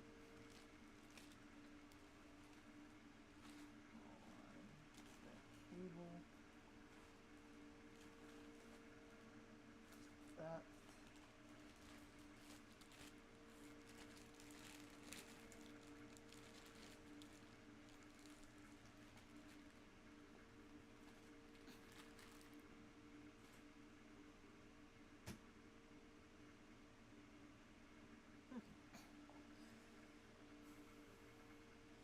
Trying to get the charging cord for this.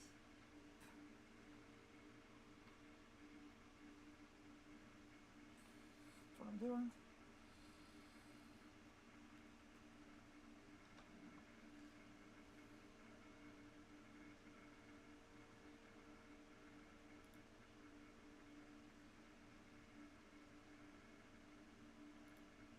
Basically,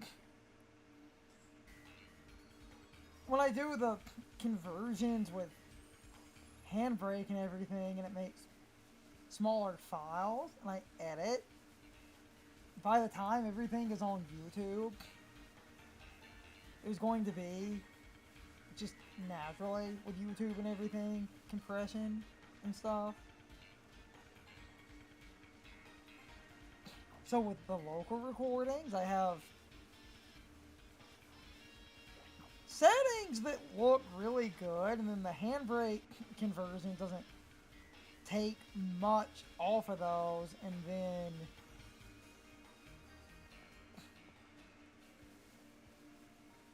YouTube ends up, you know, slightly compressed, so.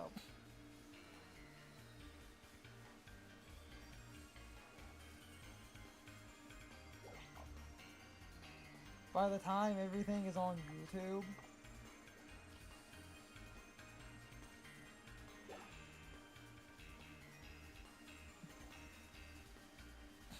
there's going to be some slight drop-offs.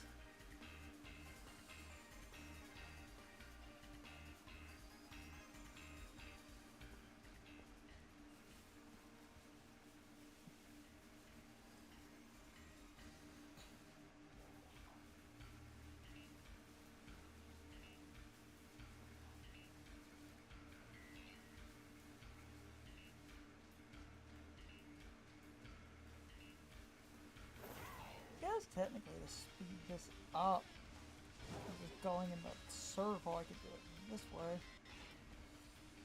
I could get more laps in.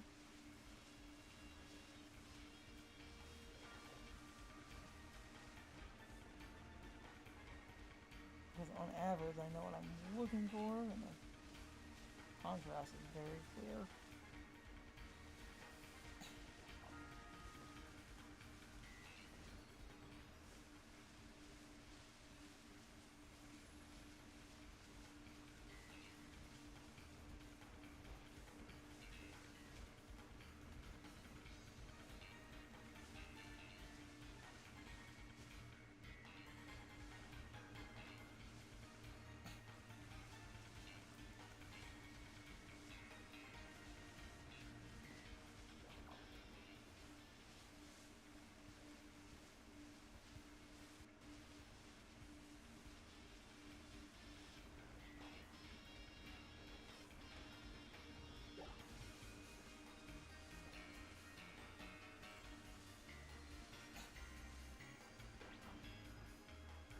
Because now the color contrast on the Cottonee is a little bit more striking than I thought it was.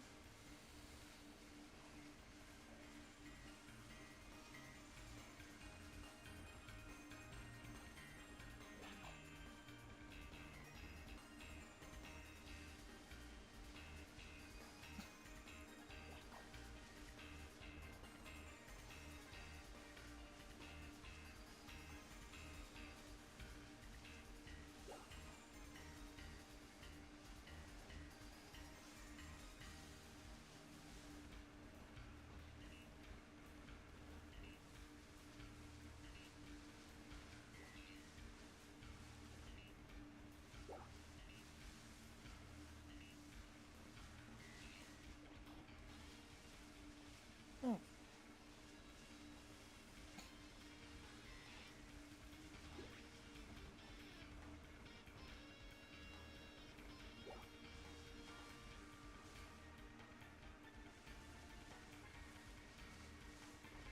Just doing the circle around really fast. Just seeing if I see anything. Circling like this is super straightforward.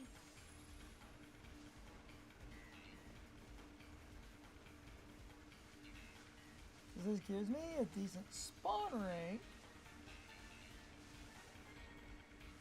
I just kind of circle. See if anything else spawns and it's noticeable. And then I continue circling.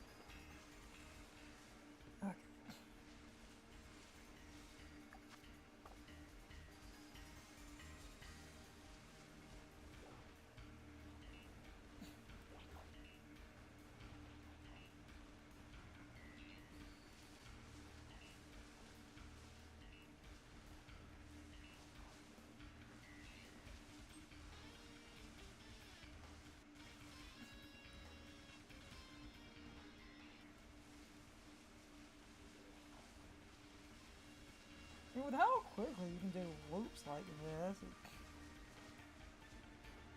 it's what it feels like, only a matter of time before I'm marked. Cat! Damn it, get it!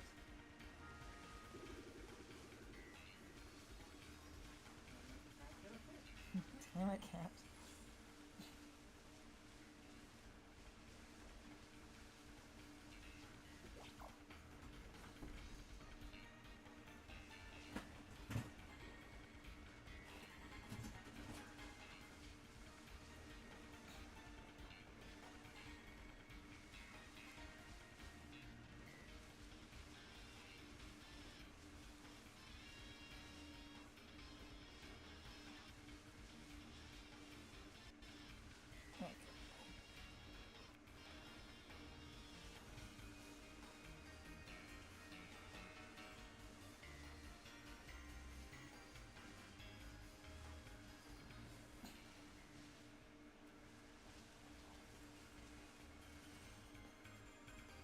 Wait, yeah, now.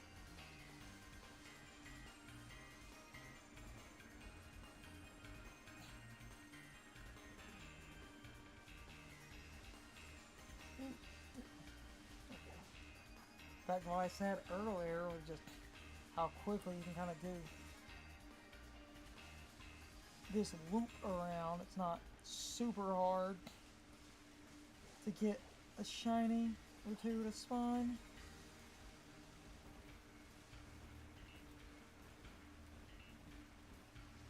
I mean, it's all RNG, but like this area is decently consistent as long as I pay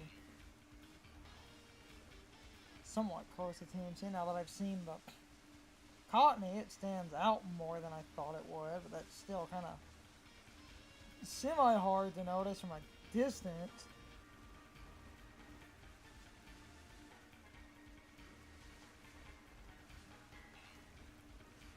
It's a lot more striking because it's a hell of a lot more yellow than I thought it was.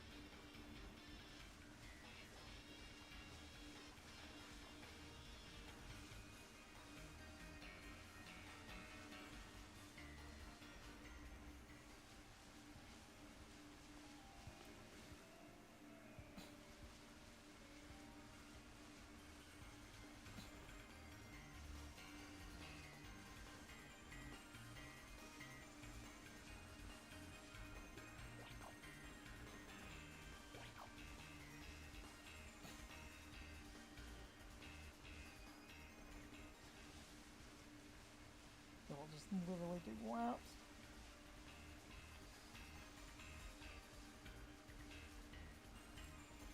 Yeah, because there's another shiny. Oh, and that one's marked. Hold on. That didn't take that long.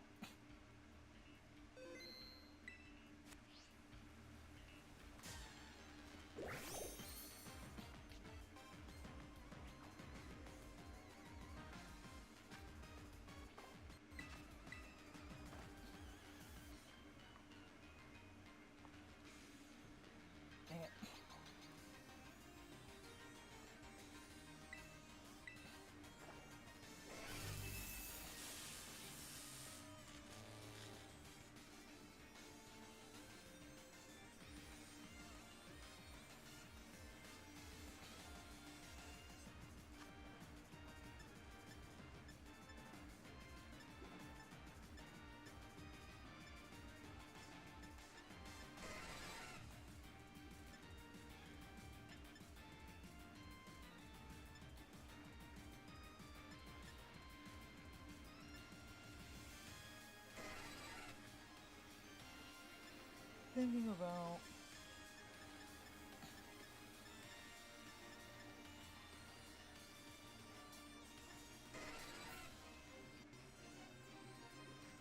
something kind of funny and unique. Dive ball, maybe.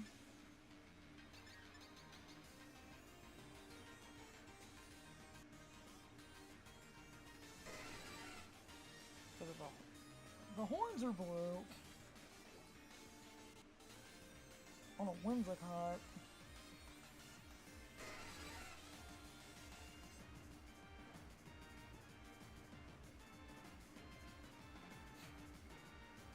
Nest ball would also be kind of neat because I don't have a lot of stock in nest balls.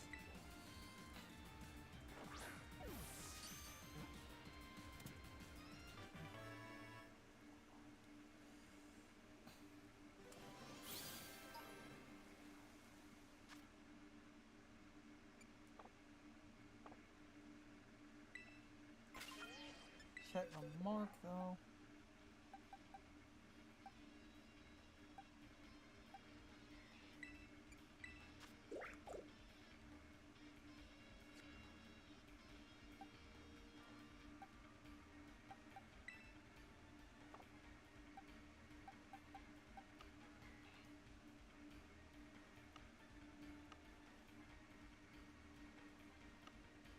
That box is full.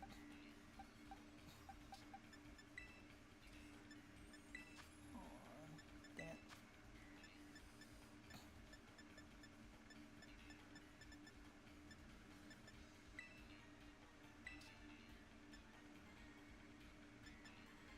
Can't get in 1120. Okay.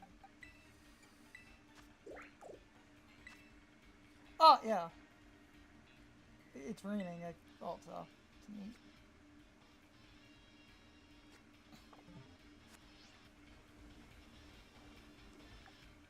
I still have some sandwich. I could just do a couple of laps, but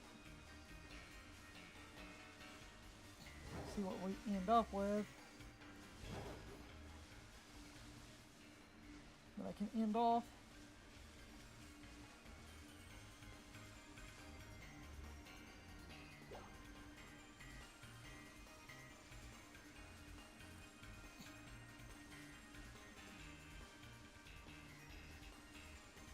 Like I could have done blue to match the horns, but I think nature color like that is pretty good for a grass type because there's not a pure exact color match. I just haven't had any of my hunts used I haven't had any of my hunts use a nest ball yet.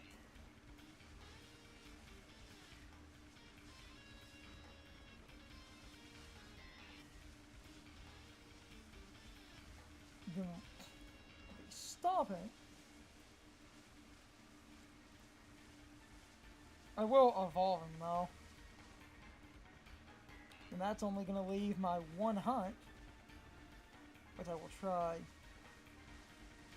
later today, basically. Realistically, this didn't take that long, so that's pretty cool.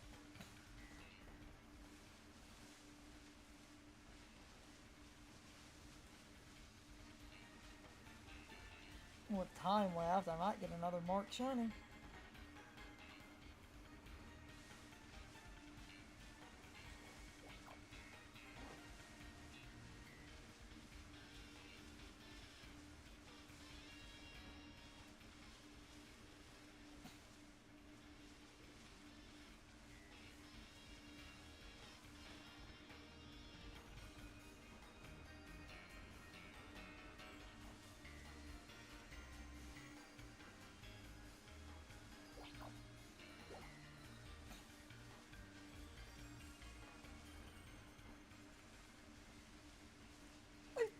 This hunt might be straightforward and it ended up not that long. So that's cool. Now it's just kind of go around while the sandwich still has some time.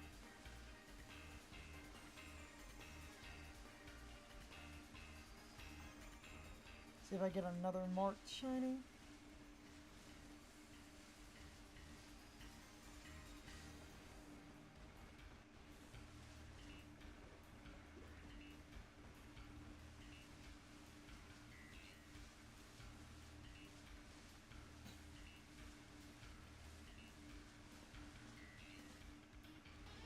like how the bowl looks. It's just I haven't done a shiny hunt and grabbed anything in one of those. If possible, I like color matching, or at least doing some complementary colors, which is often fun.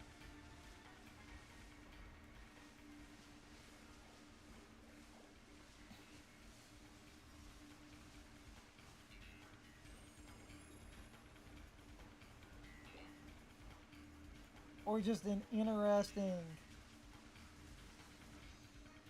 like, semi-unique Pokeball that's just kind of fun for the sake of a game.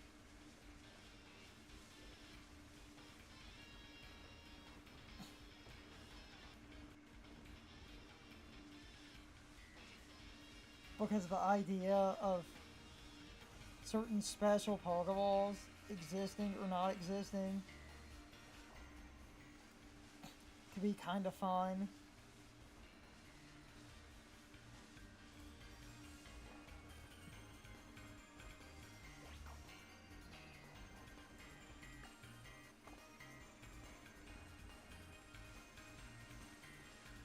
I try to color match, or at least get close enough.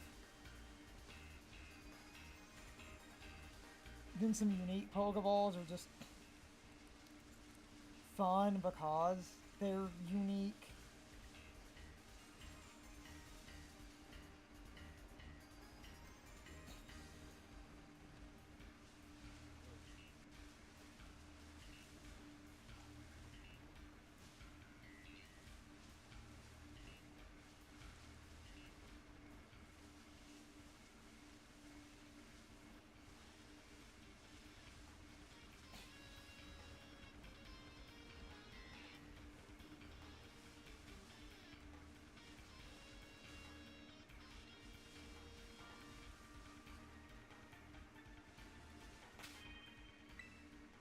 Since I caught the one, I'm gonna save in case something stupid happens.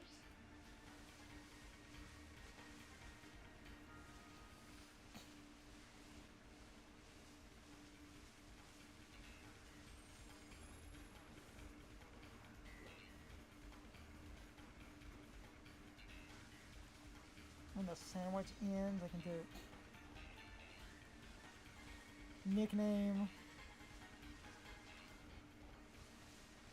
evolution.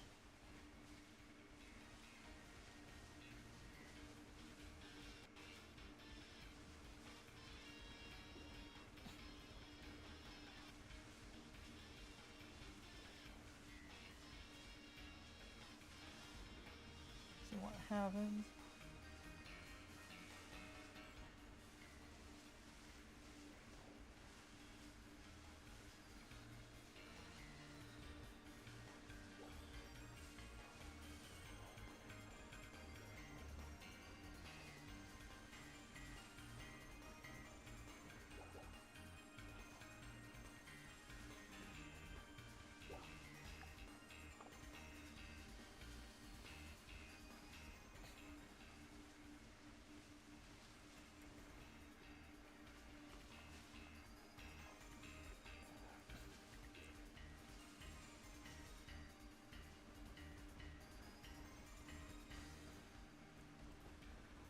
Though the other issue here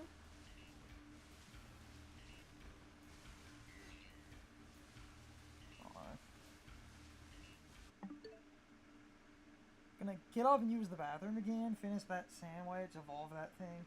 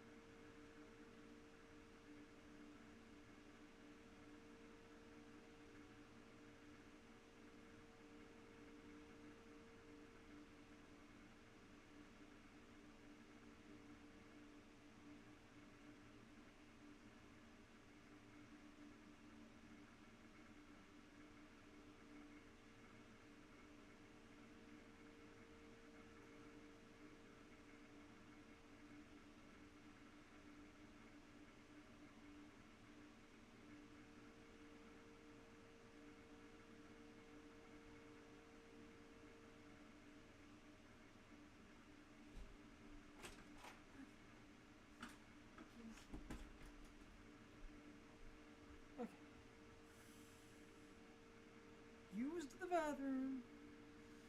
Going to finish the sandwich.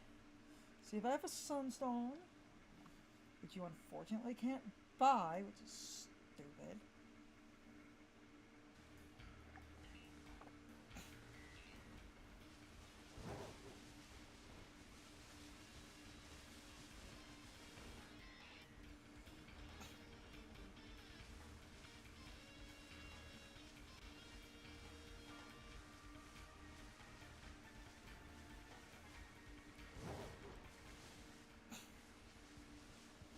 Realistically, I think I have some sunstones because you also, I believe, can get a lot of raids and stuff.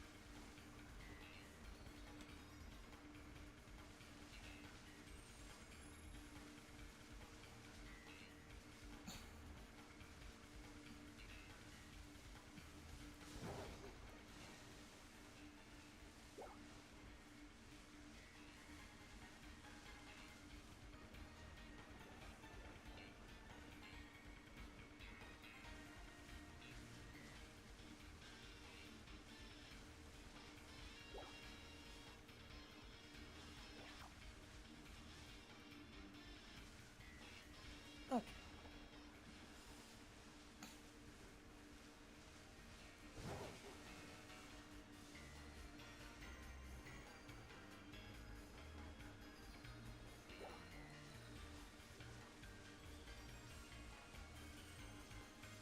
And at this point, I was, running out the sandwich.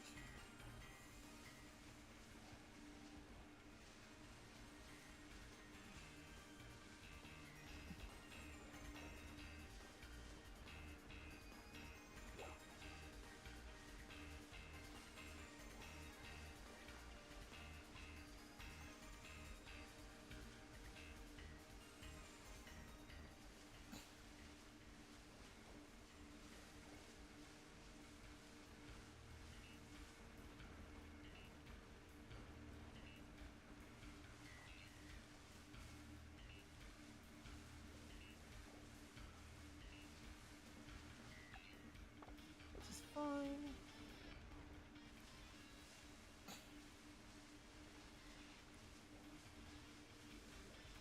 Seeing if I get anything else by having to get a marked Whimsicott.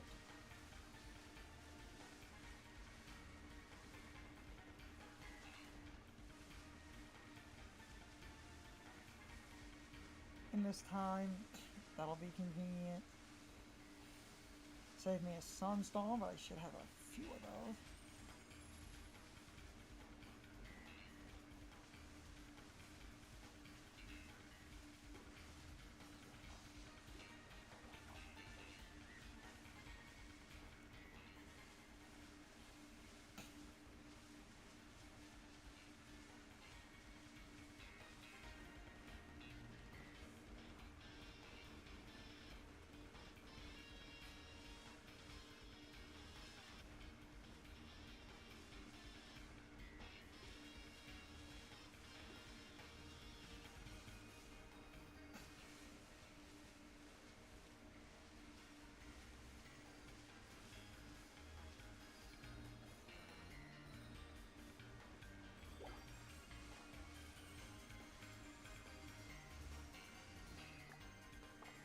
I mean, even another Cottonee, if it was marked, would be neat.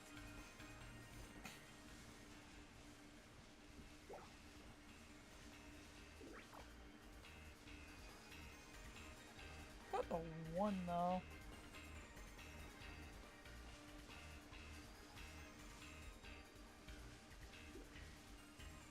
Which is all I'm after.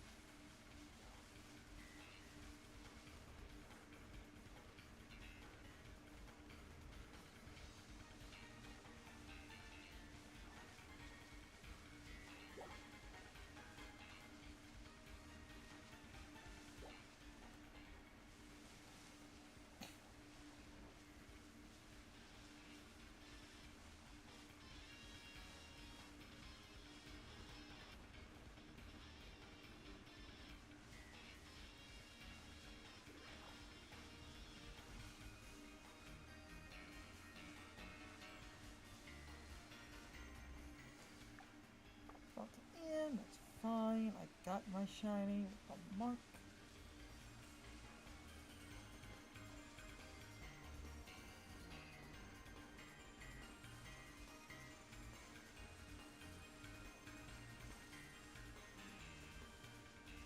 Also because of all the raids I've done. Need to sell and get my money back.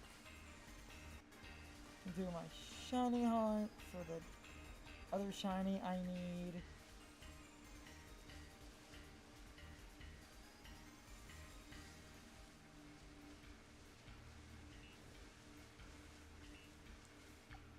Okay, yep. Leave the DLC. Go here.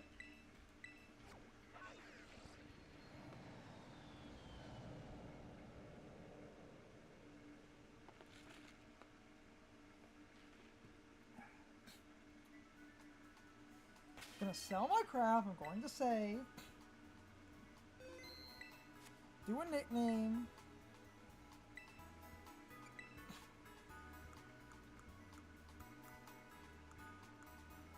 Because I did so many raids. I'm just gonna sell all my crap.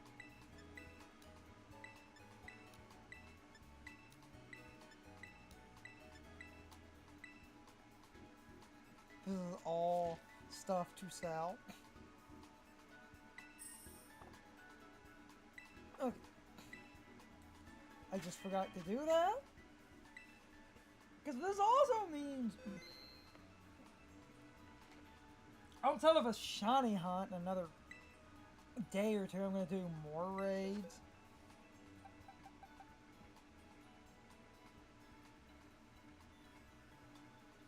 Now,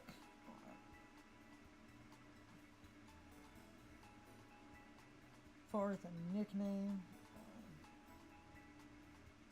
might have a silly idea.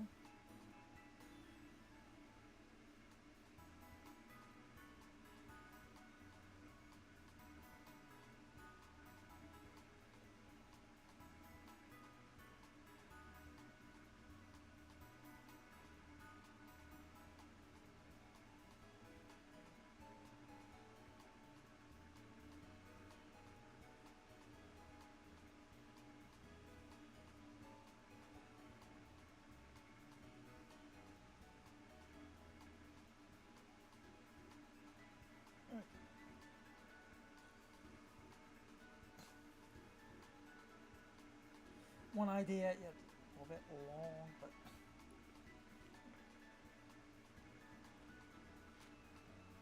try to nickname this thing.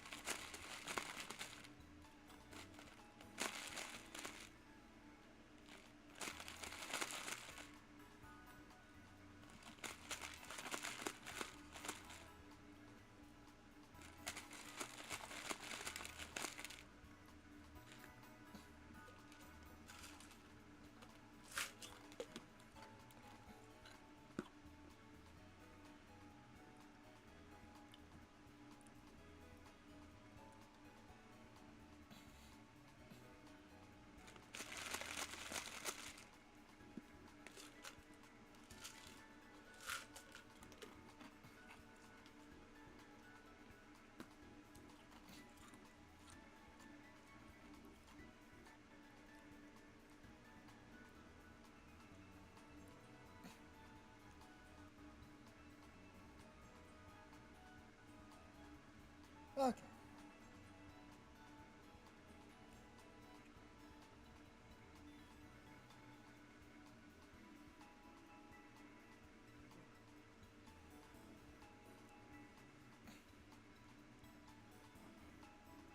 Can evolve this name.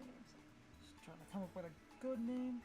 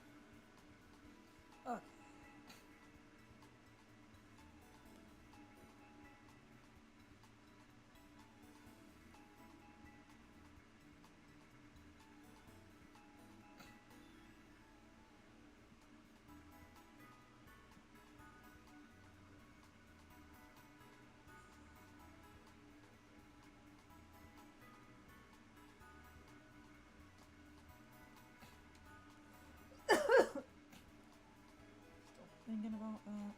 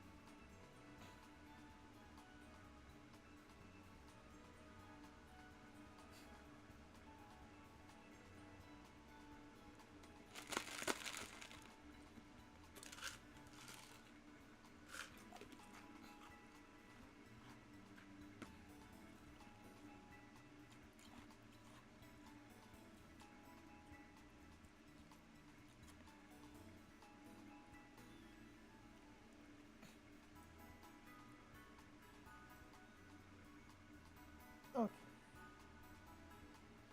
Few ideas.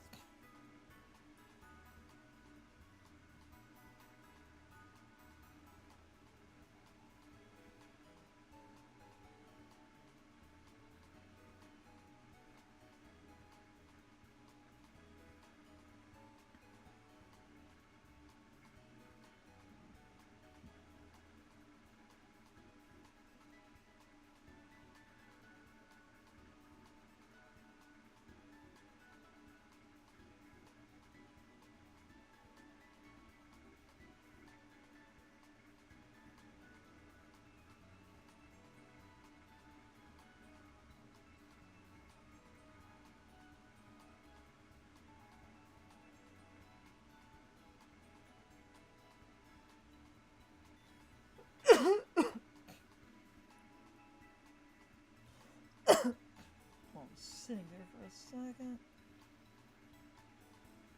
Got a few stupid ideas. Could go. Ow.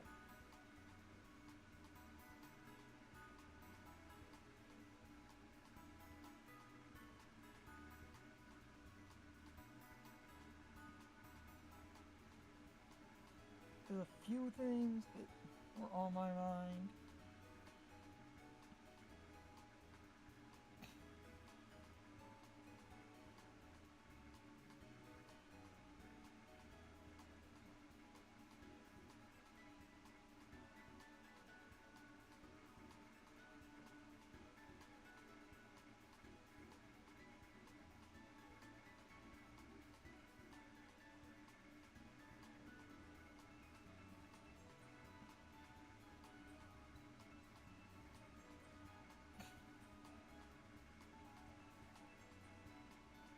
Because I will evolve this thing in a minute. On the fly, trying to come up with, a nickname. Then I had some stupid, horrible jokes.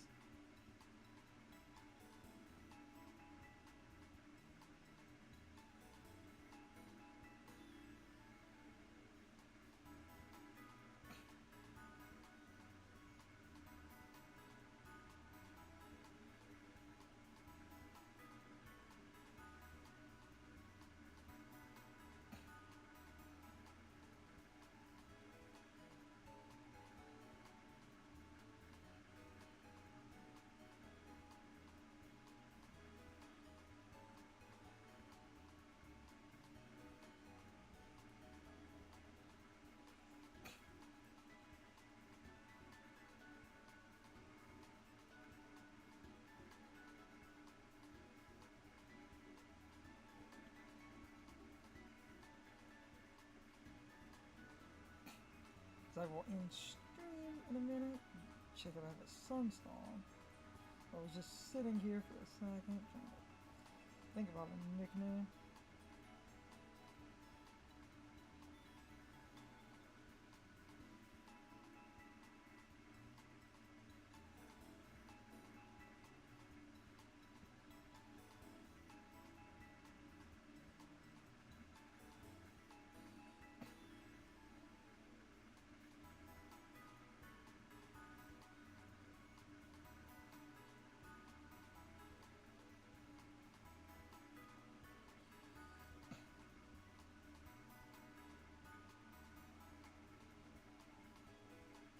I was just being awkward and taking a minute. Because a few things, because I was sitting here checking some spelling of some stuff, and it's like with the character limit, certain things don't fit, and it's like, damn it.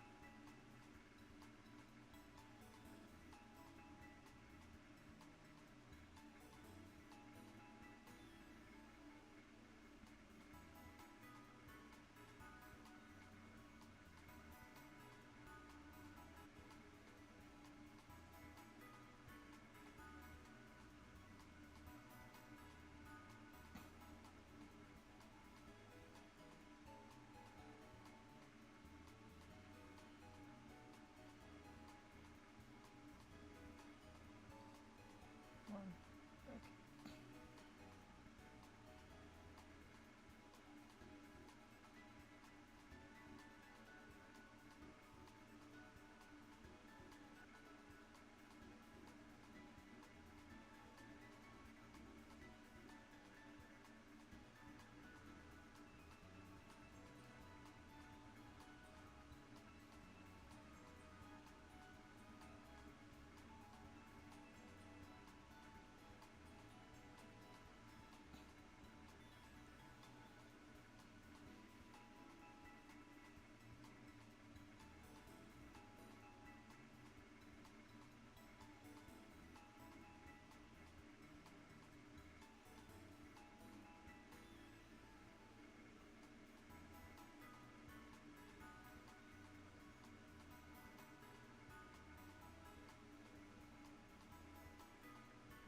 I have a good one. Hold on.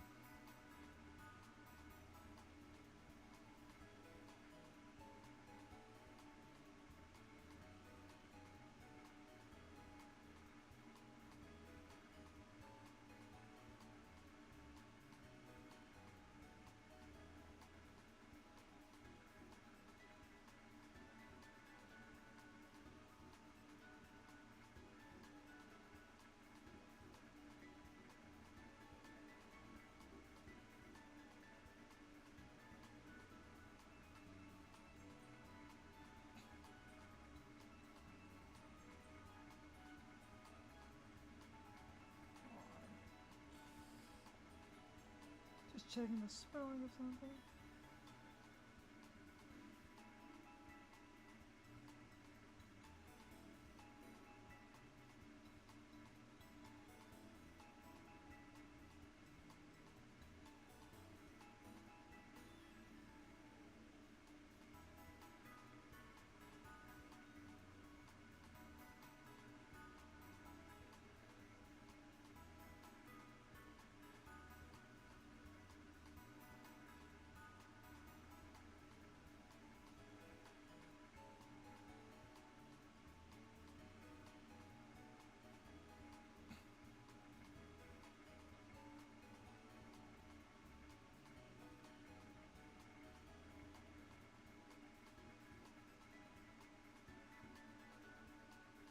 Yeah, 1 second. I'm being kind of awkward here. I was just checking some spelling for some.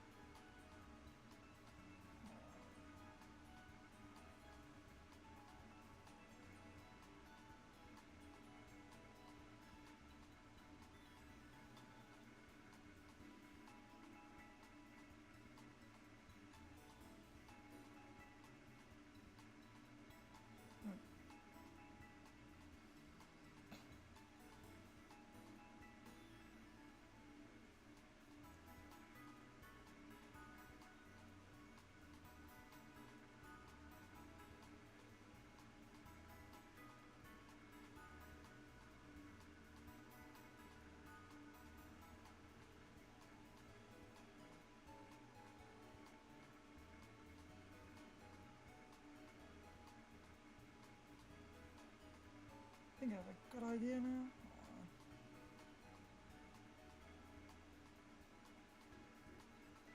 I think it will fit.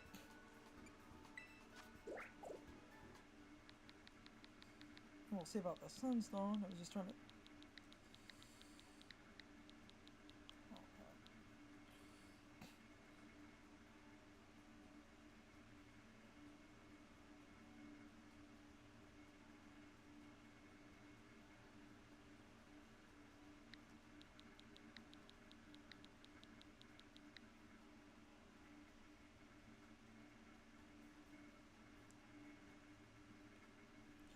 Yeah, it'll fit. Perfect.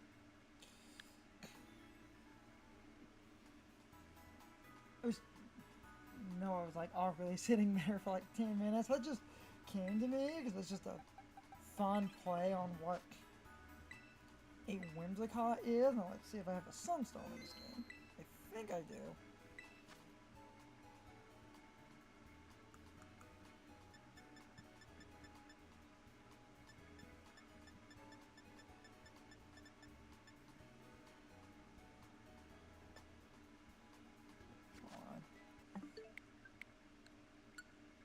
Reload for a second.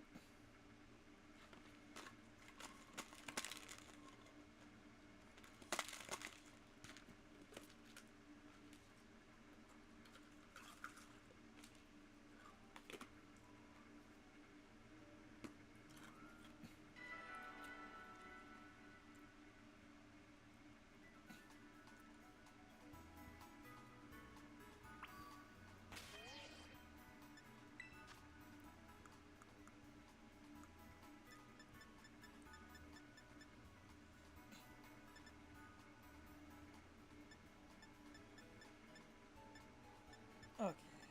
Let's see.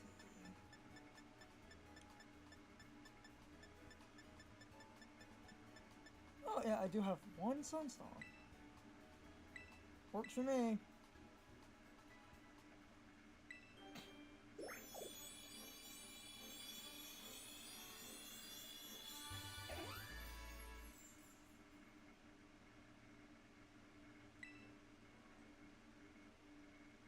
Works for me. Now I can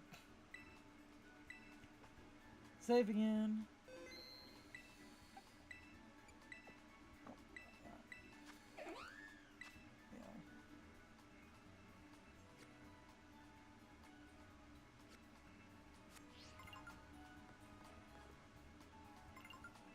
Look at it. Booyah! Shiny Wham! Cool. Cool, cool.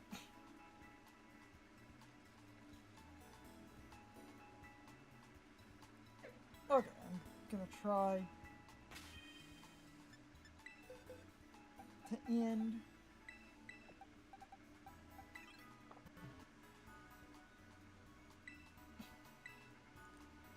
That's more of a play on. You see, it's a fun sort of joke name because Whimsicott's also, besides being cotton, it's based on a sheep.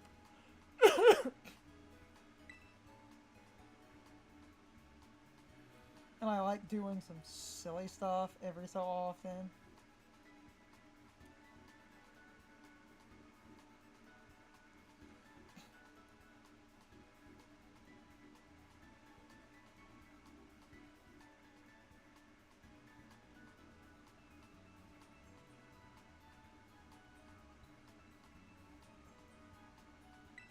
I will do my outro in a second.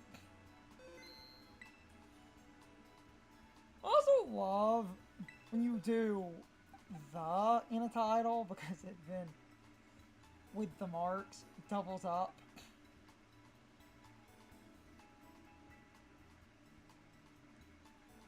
We had that Pelipper and I moved it into Champions, the Drizzle, which was a reference to Aqua Teen Hunger Force.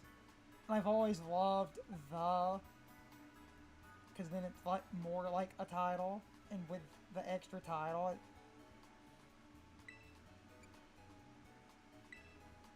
because then before I end off. It gets the and then the extra thing. So it's if you do the as a name.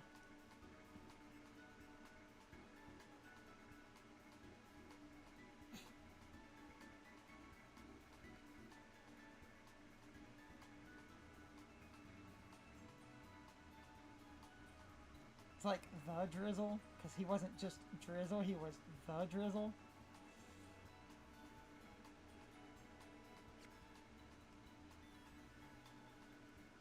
I've always been a so... Like, before I end off, like I have, you know, some simple things.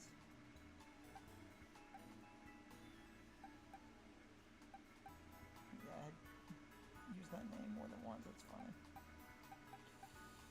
Anyway.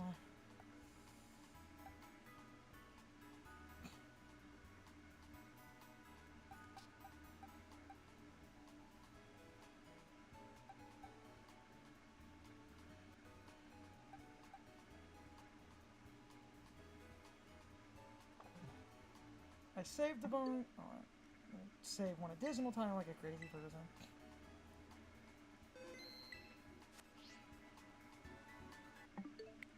Close the game. So I'm going to combine my outros as I do.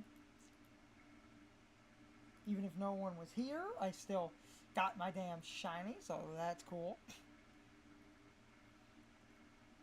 As always, I have to become the beggar and the vagabond, where I'm basically standing on the street corner, I flip over an empty hat, I open an empty guitar case, and I shake my cup of change. Like, comment, and subscribe. Can you spare a like? Comment and subscribe. That's for YouTube. For Twitch, it's follow. Can you spare a follow? As always, the Shield Train Express has rolled into the station. All aboard the Shield Train Express. Choo choo, motherfuckers. In the pinned comment and the video description on YouTube are all of my different social media links.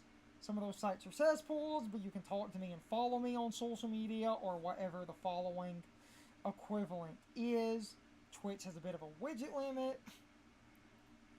But you can also find a link to the Twitch channel on YouTube. It has the same name.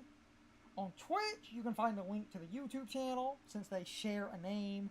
Either way, you can find it. Same icon, easy enough.